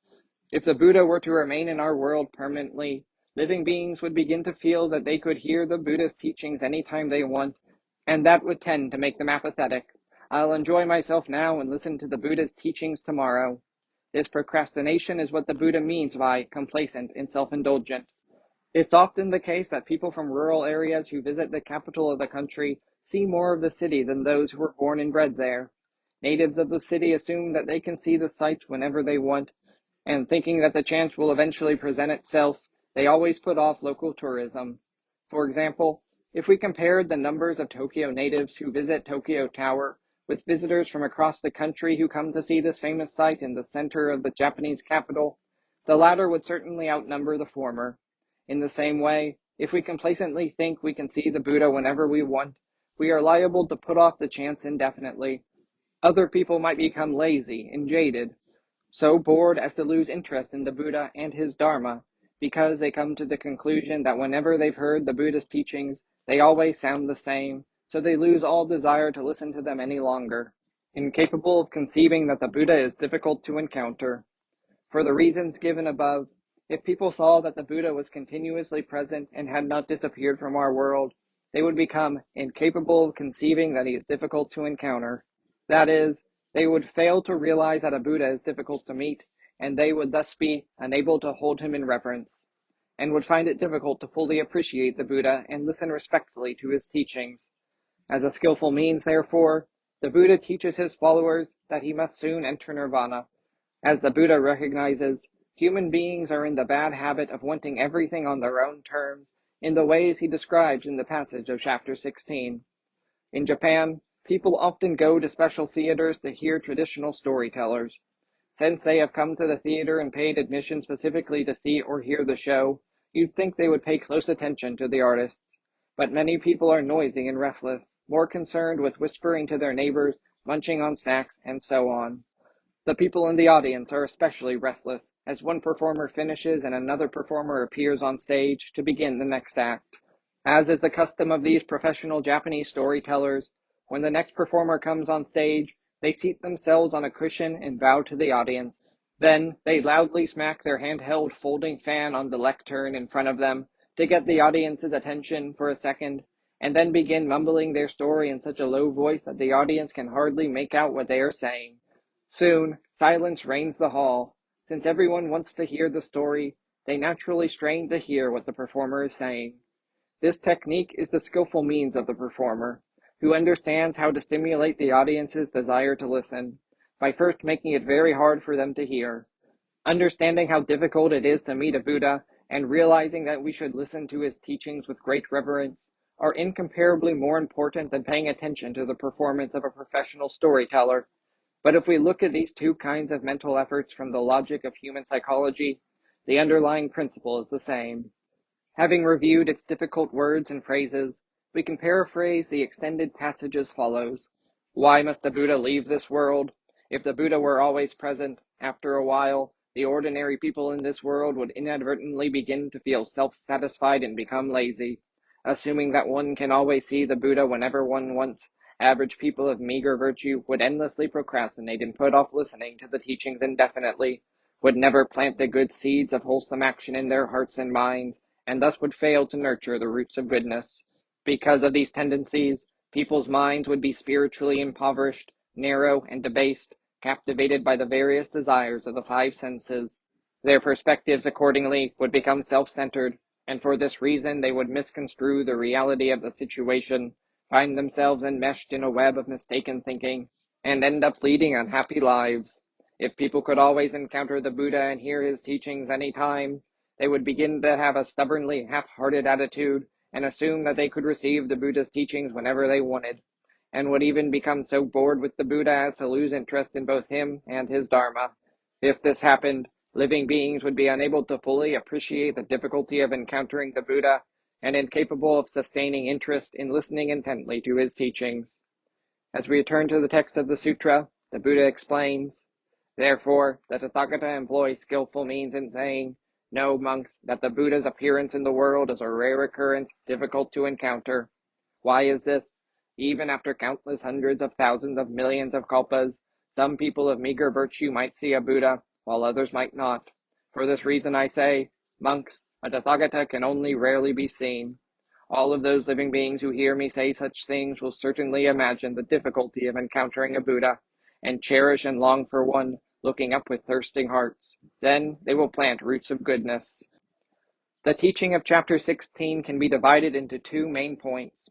The first is the revelation of the Buddha's eternal aspect that is never extinguished. The second is to explain why manifest Buddhas, who are the appearances of the eternal original Buddha in the world, and the manifest Buddha Shakyamuni in particular, must leave the world by entering nirvana. The core of this second point is found in the passage quoted in the paragraph above.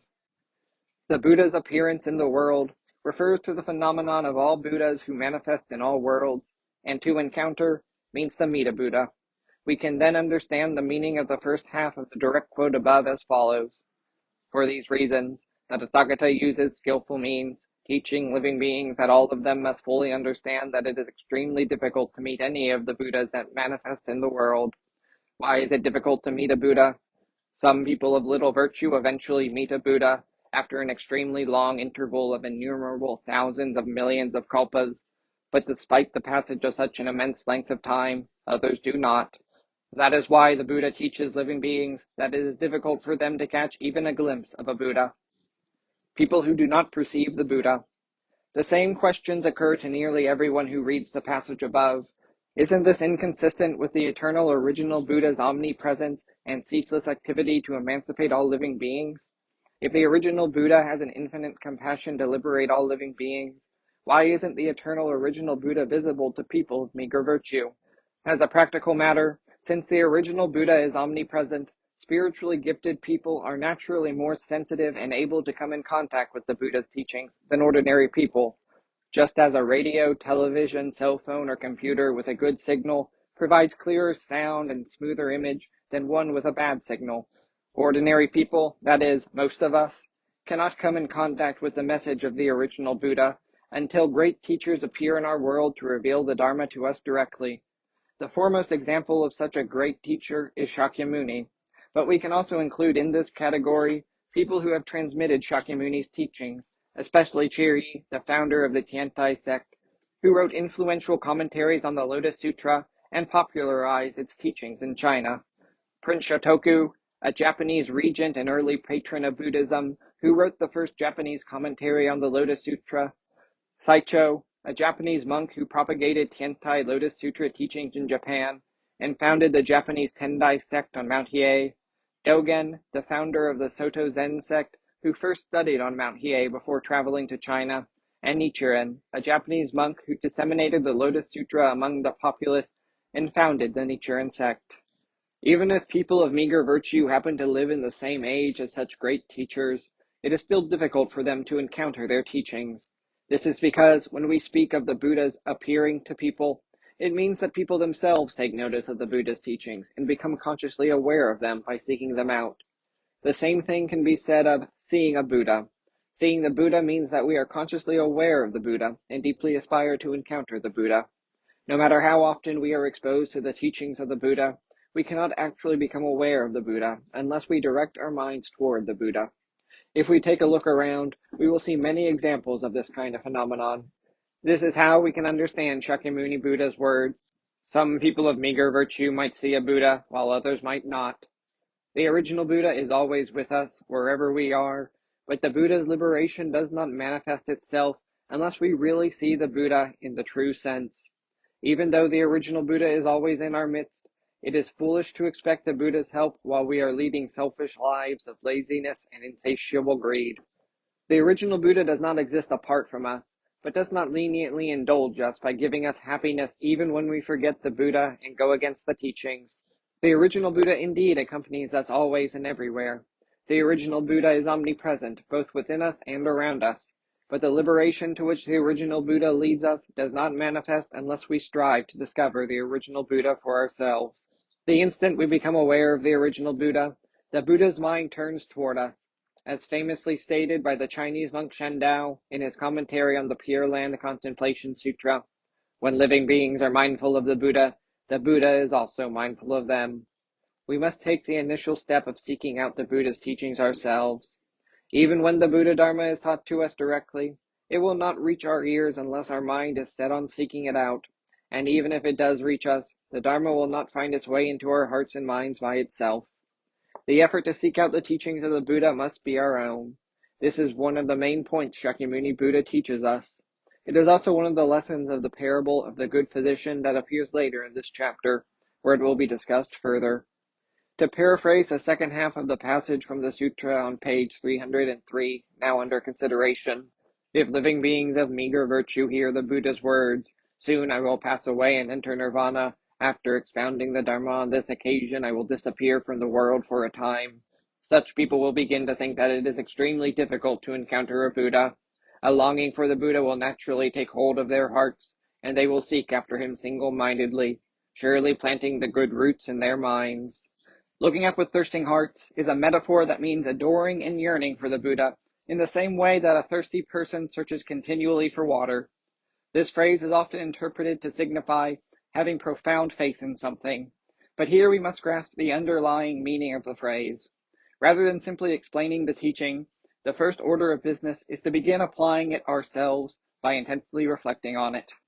Although we speak of the Buddha in intimate terms, if we take a quiet moment to think about the fact that we have encountered the Buddha in our lives, it becomes apparent that in this age of the decline of the Dharma, it is truly a rare occurrence to see a Buddha.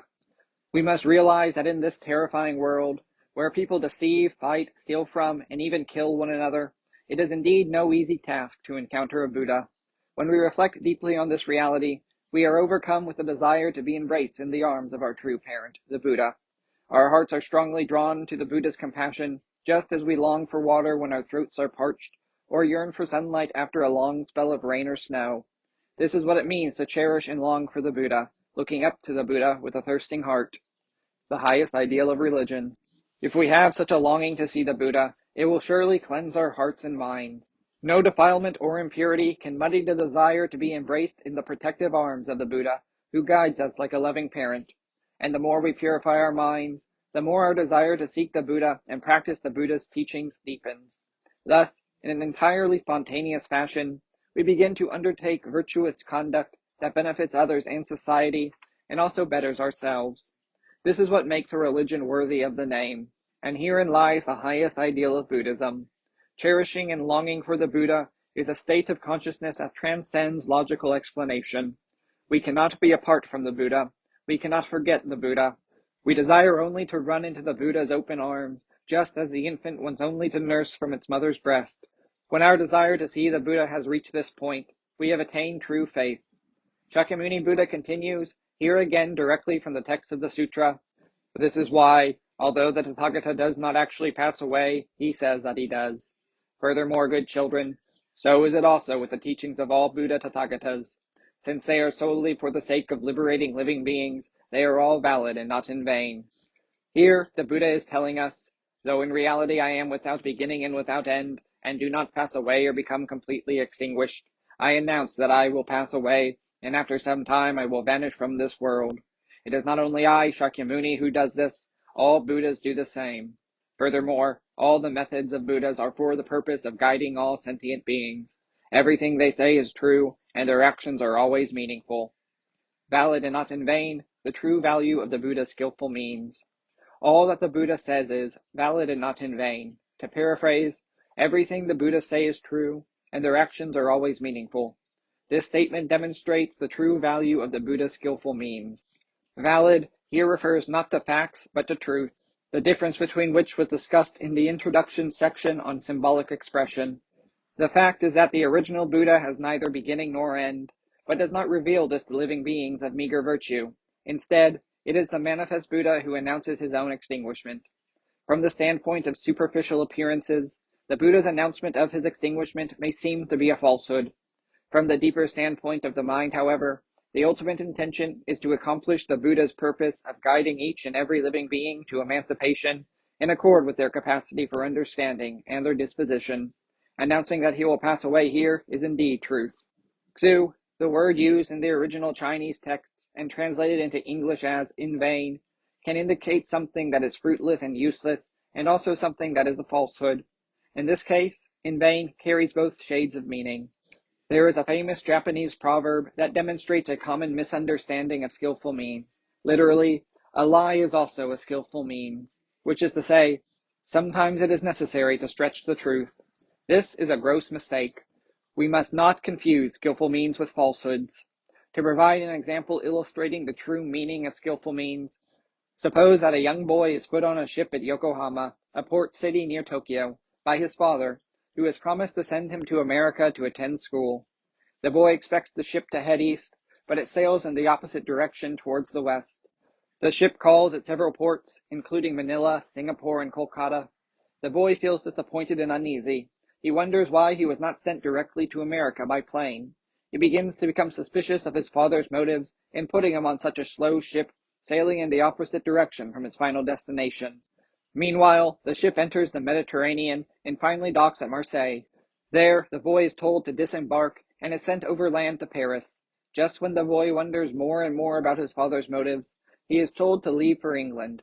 After staying there for several days, the boy is at last put on a plane to America, his final destination. Why did the father treat the boy this way? Not only does the boy speak English poorly, but he is also unfamiliar with the manners and customs of foreign countries. If he had gotten on a plane and flown directly to America, and immediately enrolled in a school there, he most certainly would not have been able to understand his lessons or classmates, and probably would have experienced much embarrassment and numerous difficulties. Out of parental love, the boy's father arranged for his child to take a long sea trip so that he could gradually become used to eating Western food, learn foreign manners and customs through contact with people from many countries, and at the same time have the chance to learn English through practical experience. After the boy gained a good degree of self-confidence, he was finally sent to his final destination. In this case, it was not a lie when the boy was put on a ship sailing in the opposite direction, despite the promise that he would be sent to America, nor was it fruitless for the boy to have taken such a roundabout route. On the contrary, this approach was not a falsehood, but truth, an effective method of guiding the young boy to his final destination, and preparing him for the purpose of his trip, to study in America. Skillful means should be this exact sort of practice, a true and effective method that arises from a parental sense of loving compassion. The parable of the good physician. At this juncture, in order to help people fully understand the skillful means he uses to lead all sentient beings to emancipation, Shakyamuni Buddha tells the parable of the good physician, the seventh and final parable of the Lotus Sutra, which I quote directly from the text of the sutra. Suppose there is a good physician, wise and understanding, an expert in compounding medicines and curing diseases. This man has many children, perhaps 10, 20, or even 100. His work takes him away to a distant land. After he is left, the children drink some kind of poisonous medicine. The effects of the poison make them delirious with pain, and they roll on the ground in agony. Then the father comes home from his journey. Having drunk the poison, some of the children have lost their senses, and some have not. On catching sight of their father in the distance, they are all overjoyed. They kneel respectfully to greet him and say, "We are glad that you have returned safely. Fools that we are, we mistakenly drank poison. Please cure us and save our lives." The father sees how his children are suffering, so as prescribed by various formulas, he searches for all the necessary medicinal herbs, which are perfect in color, smell, and flavor. He grinds, sifts, and mixes them together. Giving this medicine to his children, he tells them to take it, saying, "This is the best medicine, perfect in color, smell, and flavor. Take it, and you will be quickly relieved of your suffering and completely recover." Those children who still have their senses see that this good medicine is fine in color and smell, so they take it immediately and are completely cured of their illness. The others, who have lost their senses, are also delighted to see their father return and ask him to cure them. But they are unwilling to take the medicine he offers them. Why is this? The poison's effects have reached deeper inside them and made them lose their senses. Therefore, Although the medicine is fine in color and smell, they do not think it is good. The father thinks to himself, "These children are to be pitied. The poison has completely distorted their thinking. Although they were happy to see me and asked me to cure them, they are refusing to take this good medicine. Now I must devise some skillful means to make them take the medicine." So he tells them, "You can see that I am now old and frail, and my death is drawing near. I am leaving this very good medicine right here.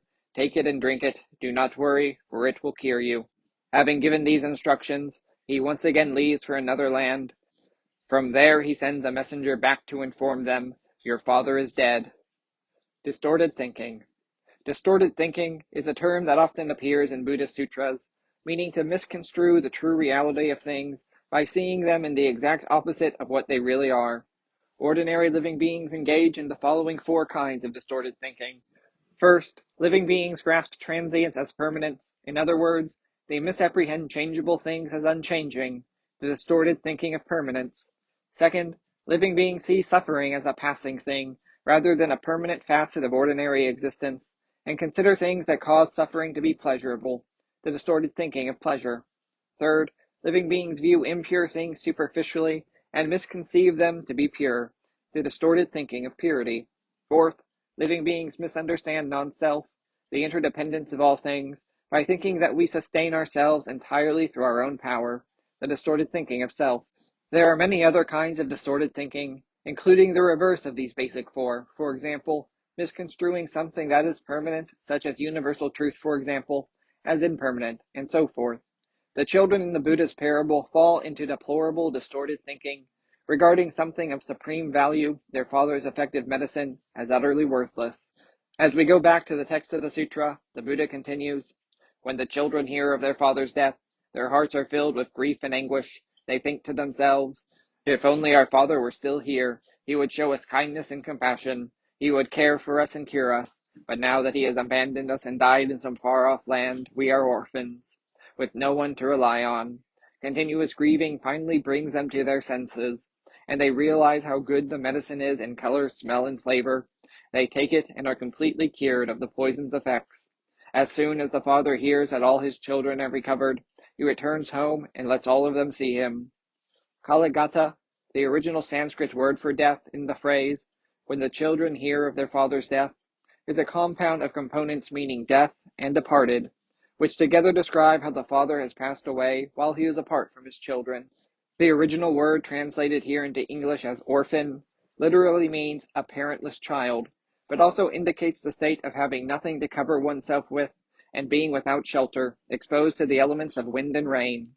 Thus, the connotation here is the helpless condition of being orphaned and alone with absolutely no one and nothing to protect you.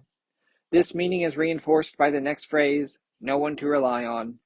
With the faraway death of their father, the children literally have nothing and no one left in this world on which they can depend. This is the parable of the good physician.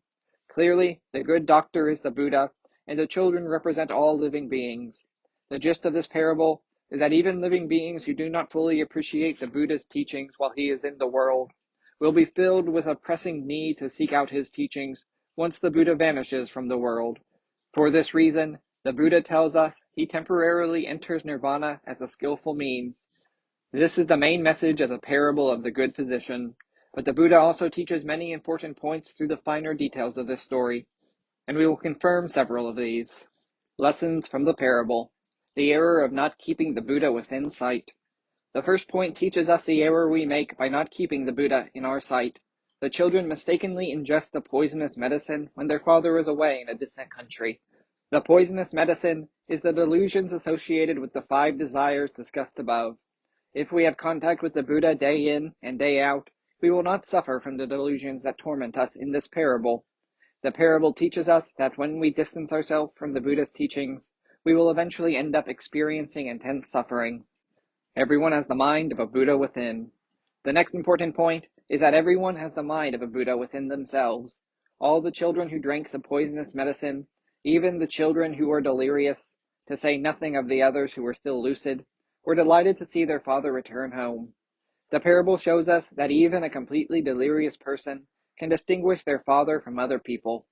Just the same, delirious living beings whose minds are upended by distorted thinking feel an unease and loneliness in the depths of their hearts, which they cannot quite satisfy by material means.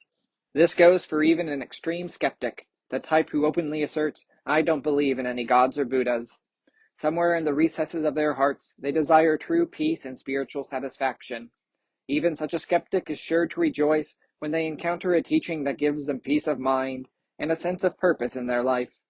This truth is symbolized by the joy the children who have lost their senses experience on seeing their father approaching in the distance. Carefully preparing the medicine of the teachings. Next, the Buddha carefully prepares the teachings that he gives us. In the parable, the good physician seeks out various medicinal herbs of exquisite color, rich aroma, and superb taste, and then carefully grinds, sifts, and mixes them. The words, "all the necessary medicinal herbs," tell us that what is needed is a holistic prescription that heals the sickness of the human heart and mind by using several ingredients, including a medicine for removing the mind's illusion, another medicine for obtaining true wisdom, and also a medicine to motivate people to dedicate themselves to the service of others. Grinding such potent medicinal herbs means preparing them so that ordinary living beings can take the medication easily. In other words, be able to understand the Buddha's teachings. Sifting these herbs is a metaphor for removing impurities, that is to say, to achieve a genuine and pure spiritual teaching. Since the Buddha's teachings are second to none, those who have faith in his teachings and uphold them will obtain immediate relief from suffering. But there are living beings who have no desire to receive those teachings. Since they were thrilled to welcome their father home, we would expect that the children would also accept his instructions. But people who are spiritually sickened by the poison of delusion will not take the medicine on their own, even though they are vaguely aware of the teaching's effectiveness. Even intoxicated people wandering deliriously in the streets recognize their parents, who come to take them home, and at the very least they seem happy at the sight of them. But such people do not necessarily return home with their parents willingly. They may resist or run away from them. By the same token, not all living beings fully understand the Buddha's compassion, even though they may recognize him as their spiritual parent. The Buddha's unwavering compassion. The next point is that the Buddha has unwavering compassion, even for those who resist. Just like the good physician, the Buddha, as a parent of all living beings, does not react to them by becoming angry or giving up on them. On the contrary, as the sutra says, these children are to be pitied. This is the gracious compassion of the Buddha. The Buddha has compassion even for living beings who turn their backs on his teaching. The Buddha never ignores them, but exhausts every means available to turn them toward believing him and accepting his teachings. One of these skillful means is showing himself entering extinguishment, the most compassionate, skillful means of a Buddha. We need to practice of our own accord. Another teaching we can glean from the details of this parable is the need to practice of our own accord. The Buddha's display of his disappearance from this world is the most compassionate, skillful means for us because it motivates us to practice. It is crucial that we do something by and for ourselves, and this is absolutely true in the case of faith. While it is fine to adopt a religious faith on the suggestion of others, if we fail to seriously pursue the spiritual path of our own volition after we have entered it, our faith will not be genuine. If in spite of our own unwillingness, we feel we have to go to hear a sermon or Dharma talk out of a sense of obligation to a friend who has made repeated invitations, that kind of participation cannot be considered faith. A server may bring food to your table, but you must still eat the food yourself without the help of others. And while sick people sometimes cannot feed themselves and require someone to bring the food to their mouths, they must still chew and swallow the food themselves. Otherwise, they will not experience it as delicious. The compassionate, skillful means of the Buddha's extinguishment. As mentioned above, the Buddha's display of extinguishment is a skillful means of compassion. Because we must take the medicine ourselves, the Buddha will never open our mouths to force feed us. Taking up the medicine with our own hands and placing it in our mouth is an invaluable act. So the Buddha employs many skillful means that will lead us to feel inclined to do so without delay. The Buddha may appear as the Buddha, or the Buddha may appear as someone else. The Buddha may appear through the Buddha's own deeds, or the Buddha may appear through someone else's deeds. But of all the various skillful means, the greatest and the most urgent is the Buddha's disappearance from the world through the display of extinguishment. When the Buddha leaves this world, both complacent people who thought they could hear the Buddha's teachings whenever they liked, and the lazy people who have become tired of the Buddha's teaching, suddenly become serious about the Buddha Dharma. For this reason, The Buddha's most compassionate, skillful means is his extinguishment, seeing the Buddha once again. Finally, this parable teaches us about seeing the Buddha once again. The meaning of the reappearance of the father at the end of the parable, when the children have completely recovered, is extremely significant. The father's reappearance seems to suggest that living beings will see a Buddha as soon as they attain faith in the Buddha's teachings and remove delusions from their minds. But what it actually means is that the Buddha we have lost sight of reappears within our own minds, and this allows us to constantly be close to the Buddha. In the phrase, to see a Buddha, the nuance of the word see is crucially important.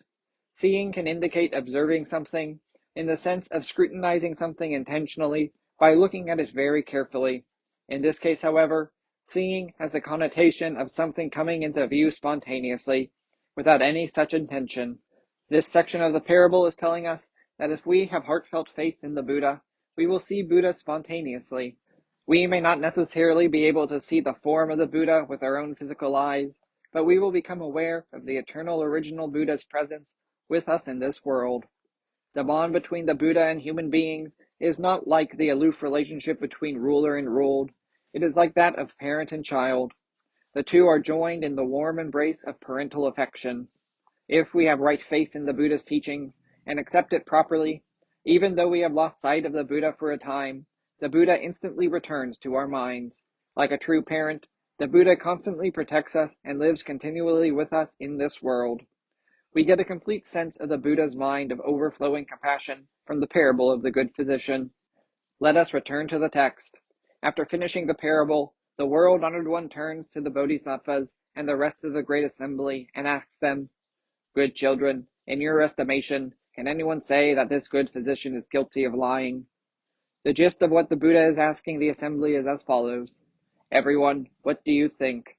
Is there anyone who would criticize the physician for deceiving his children by going to a foreign country and having them told that he was dead, when in fact he wasn't? The members of the assembly all answer in unison, "No, world-honored one." The Buddha then continues, "So is it also with me. In the infinite boundless hundreds of thousands of millions of myriads of kalpas since I became Buddha, I have used the power of skillful means for the sake of living beings, and said that I am about to enter extinguishment, and yet no one can legitimately say that I am guilty of telling falsehoods. To paraphrase the Buddha's explanation of the meaning of the parable, I am just like the physician in this parable. Although since infinite past I have always been Buddha, and will continue to be for all eternity, as a skillful means to liberate living beings, I will soon enter extinguishment. But no one will accuse me of deceiving people by telling them a lie." The "since I became Buddha" verse, the heart of the Lotus Sutra. The world-honored one next uses verse to restate his explanation of the infinite lifespan of the original Buddha and the reason for the extinguishment of the manifest Buddha. The verse is widely known as the "Since I became Buddha" verse, a name derived from its first line. It is regarded throughout East Asia as the most significant among the many important series of verses in the Lotus Sutra, so we will take a close look at it, portion by portion. Since I became Buddha, countless hundreds of thousands of millions of immeasurable numbers of kalpas have passed. In the innumerable kalpas since then, I have ceaselessly expounded the Dharma, teaching and transforming countless millions of beings, and enabling them to embark upon the Buddha way. I employed skillful means to reveal my nirvana, in order to liberate all living beings. In truth, though, I am not extinguished, for I always abide here teaching the Dharma. In the direct quote from the sutra above, nirvana does not mean the removal of delusions or liberation from suffering, but the passing of the Buddha. Although I am always dwelling in this world, by using my transcendent powers, I cause living beings with distorted minds to be unable to see me, even though I am near. The sutra's term, distorted minds, means distorted thinking, as discussed above. Here, the Buddha says that living beings whose thinking is distorted because of their delusions are unable to see me even though I am near. This is a way of saying that even though the Buddha is actually always close at hand, for the time being, the Buddha hides himself so that he cannot be seen. All who perceive that I have perished everywhere pay homage to my relics. All who cherish and long for me look up with thirsting hearts. Cherish and long, as well as the meaning of thirsting, were both previously discussed in detail. We also know from the use of words such as relics that Shakyamuni Buddha here is referring to himself, the manifest Buddha. At last, when living beings humbly believe, are upright in character and gentle and flexible in mind, and wish with all their hearts to see the Buddha, even at the cost of their lives. Upright in character, gentle and flexible in mind. If living beings cherish and long for the Buddha and look up to the Buddha with thirsting hearts, they will naturally begin to immerse themselves in the teaching that Shakyamuni Buddha offered during his lifetime and believe them wholeheartedly. If they do so, their minds become upright in character. Upright in character means that one's disposition is genuine, humble, unadorned, and undisguised, and also straightforward in the sense of an honest sincerity. Consequently, upright in character indicates a person who is genuine in their wholehearted desire to see the Buddha without even the hint of any insincerity. The desire to see the Buddha also makes the mind gentle and flexible. This gentleness and flexibility is an extremely beneficial quality, and it conveys one of the principal characteristics of both Buddhism and Buddhists. Gentleness and flexibility do not imply weakness or timidity, but a pliable mind that is open and willing. If an athlete's body lacks flexibility, they will not really be able to improve their technique, develop stamina, or become stronger. In a similar vein, to be gentle and flexible in mind means to have an egoless mind that readily accepts what is true and right. Buddhism itself is a gentle and flexible teaching. I have previously discussed Buddhism as a right teaching, but also emphasized that right does not imply an opinionated and obstinate self-righteousness. As the explanation of the middle way earlier in this chapter illustrates, the teachings of Buddhism are always perfectly in accord with truth, so their expression is characterized by a completely free and unhindered flexibility. Accordingly, a Buddhist in the truest sense should not be obstinate or opinionated, but should always follow the principle of truth with flexibility and a willing openness to what is right and true. This is a gentle and flexible mind. Those who humbly believe the teachings of the Buddha wholeheartedly desire to see the Buddha with unadorned, honestly sincere minds that are flexible in their willing openness to what is right and true. This flexibility heightens their consciousness to the point that they are even willing to risk their own lives in order to see the Buddha. To wish with all one's heart to see the Buddha means, as explained previously, to become conscious of always being together with the Buddha. The unmistakable awareness of the Buddha's embrace and the realization that the Buddha sustains us is itself the experience of seeing the Buddha. This awareness constitutes our absolute peace of mind. We are ready for anything, no matter what happens. No one who wishes to reach this level of consciousness will cling to money, social status, or fame, and they will doubtless not even begrudge their own lives for the purpose of seeing the Buddha. Let us return to the verse from the sutra. Then I and all the Sangha appeared together on Divine Eagle Peak. At that time, I tell all living beings that I am always here and did not pass away. I use the power of skillful means to manifest both that I am extinguished and that I am not. If, in other lands, there are living beings who are joyful, reverent, and faithful, I will teach the supreme Dharma among them as well. You, not hearing of this, merely think I have perished. The words, and all the Sangha, mean that the Buddha appears in the world together with the people who help him teach the Dharma. In formal terms, Sangha refers to a Buddhist community of monks and nuns, but more broadly speaking, it includes laymen and laywomen who believe and practice the Buddha's teachings. The fact that the Buddha is not alone, but appears together with many disciples and followers, is of profound significance. A right and momentous teaching always draws people who believe with conviction and will uphold and assist the teaching. We have seen examples of this phenomenon in all ages and cultures. The Buddha tells the assembly that he appears together with the Sangha on Divine Eagle Peak, only because that was where he was expounding the Dharma at the time. Divine Eagle Peak can have no other meaning than this world. Any place we hear the true Dharma is Divine Eagle Peak, whether it be out in the streets or in a building for religious practice such as a temple or training hall. I see all living beings sinking in the sea of suffering, and I do not appear before them so that they begin to thirst for me. When their hearts are filled with the deepest longing, I then come forth to teach the Dharma. Such are my transcendent powers. Throughout immeasurable kalpas, I am always on Divine Eagle Peak and abiding in all other places. Sinking in the sea of suffering means that living beings who do not know the Buddha's teachings are drowning in the depths of an ocean of suffering. Some people do not realize this fact, but in moments of unspeakable anxiety and loneliness, even these people will feel the need for something to rely on, a recognition that they cannot keep going without some absolute power to depend on. The desire for something to depend on and the need to seek the support of an absolute power is to cherish and long for the Buddha. When living beings see great fires burning at the time of the end of a kalpa, this land of mine is tranquil and calm, always filled with heavenly beings and humans. Its gardens, groves, halls, and pavilions are adorned with every kind of gem, and its jeweled trees are full of blossoms and fruit. Here, all living beings take their pleasure, while heavenly beings strike heavenly drums, always making many kinds of music, and showering mandarava flowers on the Buddha and his great assembly. My Pure Land is never destroyed, yet all see it as consumed by fire, and filled with every kind of grief, horror, pain, and distress. At the time of the end of a kalpa. In this line of verse, kalpa does not indicate a unit of time, but a period or age. In ancient India, it was believed that the end of the age in which the world exists in its present form would usher in an age in which all living beings and everything else in the world would be completely destroyed. The phrase, at the time of the end of a kalpa, refers to this destruction of the world. Even though the kalpa's end will pave the way for such an age, the Buddha's world is never destroyed by the ensuing inferno. To the contrary, the Buddha's land remains beautiful and tranquil. My Pure Land is never destroyed.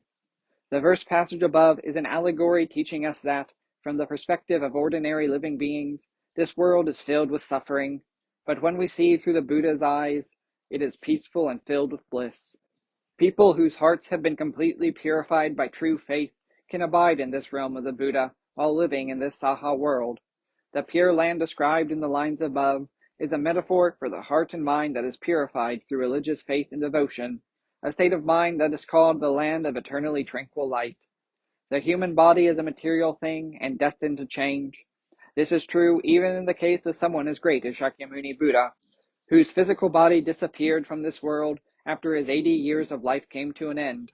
Our daily necessities, including money and other physical objects, are also material things. Our bodies and all of these other material things are impermanent and always changing. They are here now, but no one can say when they will disappear. Social status and fame are likewise impermanent. But if we purify our minds through spiritual practice, no matter how the external world, the world of material things, changes, we will always be spiritually and emotionally at peace, enjoying our lives in a state of mind where we always notice the beauty of the flowers and hear the sounds of wondrous music. The Buddha compares such joy in the Dharma to the paradise described above from the lines, "This land of mine is tranquil and calm," through, on the Buddha and his great assembly. Those errant living beings, because of their bad karma, never hear the names of the three treasures throughout immeasurable kalpas. Errant living beings. Those errant living beings include more than simply people who have incurred offenses. As explained on page 73, in Buddhism, the term offenses, sometimes called transgressions or wrongs, refers to halting or reversing the upward progress of humanity and the refinement of our character. Neglecting the effort to accomplish the natural task that is ours as human beings, purifying our hearts and minds and devoting ourselves to the service of others in society, is a passive offense, the absence of beneficial action, and as such, an evil. Still more serious are actions such as causing people to suffer, deceiving them, taking their property, or causing others to come into conflict and kill one another. Such deeds are great transgressions because they reverse the upward progress of humanity. These are active offenses. As long as we continue to amass the bad karma of passive or active offenses, we cannot expect to obtain good results because we have not cultivated good causes. And however much time passes, we will not be able to meet a Buddha, hear the Buddha's teachings, or join the ranks of the Buddha's disciples. This unfortunate predicament is indicated by the phrase, "Never hear the names of the three treasures." The three treasures. The three treasures are the three entities that Shakyamuni Buddha instructed his disciples to make their spiritual foundation soon after he began sharing his teachings. The Buddha, the Dharma, and the Sangha. These are referred to as treasures because they are precious to all Buddhists. The notion of a spiritual foundation brings to mind Shakyamuni Buddha's words, "Be a light unto yourself, making the Dharma your light," which were discussed earlier. "Be a light unto yourself" is powerfully reassuring and gives us great encouragement. Here, the Buddha is not referring to the self that is fraught with delusions, but to the self that lives the Dharma. We ourselves burn with the light of the Dharma, and it is also our duty to illuminate the society in which we live. In other words, although we must survive in this world through our own effort, our way of life must always be in accord with the Dharma. The Dharma is a true principle or universal truth. It is very hard for ordinary people to grasp the ultimate reality of this truth, and this makes us feel insecure about depending on the Dharma to shape our frame of mind and guide our actions in the conduct of daily life. Consequently, Shakyamuni Buddha translated the concept of the Dharma into three principles that ordinary people can easily grasp. These are the three treasures. The first is the Buddha. The second is the Dharma in the sense of the Dharma as the teachings of the Buddha. The third is the Sangha. Today, Sangha has come to mean the community of Buddhist monks and nuns. Although originally signifying a religious order or communal society of believers, Sangha often indicates the idea of believers in a broader sense, which is the case with the words I and all the Sangha that appeared earlier. The Sanskrit word Samga means bound closely together. Shakyamuni Buddha chose this word as the name of his group of disciples, the community members who follow the same path of practice to Buddhahood. Ordinary people find it difficult to seek the Dharma and practice it in total isolation. People practicing on their own tend to become negligent and wander onto mistaken paths. But if they join with people of the same intent to form a single community, they can advance steadily on the path of practice by teaching, cautioning, and encouraging one another. Accordingly, Shakyamuni Buddha teaches us to make the Sangha one of our spiritual supports. The components that make up our spiritual foundation include these three pillars, the Buddha, the Dharma, and the Sangha. If we spiritually depend on the Buddha, his teachings, and the community of people who share the same faith, we will be able to put the right teachings into practice in our daily lives. For this reason, Buddhists take refuge in the three treasures at all times. People who have amassed much bad karma, however, never hear the names of the three treasures, which is to say, they cannot come into contact with the Buddha's teachings or the community of people following his teachings, much less encounter a Buddha in the flesh. But those who perform virtuous deeds and are gentle and upright of nature will all see me here teaching the Dharma. At times, for the sake of them all, I teach that a Buddha's lifespan is beyond measure. To those who see a Buddha only after a very long time, I teach that a Buddha is rarely met. Such is the power of my wisdom that its light shines infinitely. My lifespan is of countless kalpas attained through long cultivation of practice. Those of you who have wisdom give rise to no doubt about this. Bring doubt forever to an end, for the Buddha's words are valid, not in vain.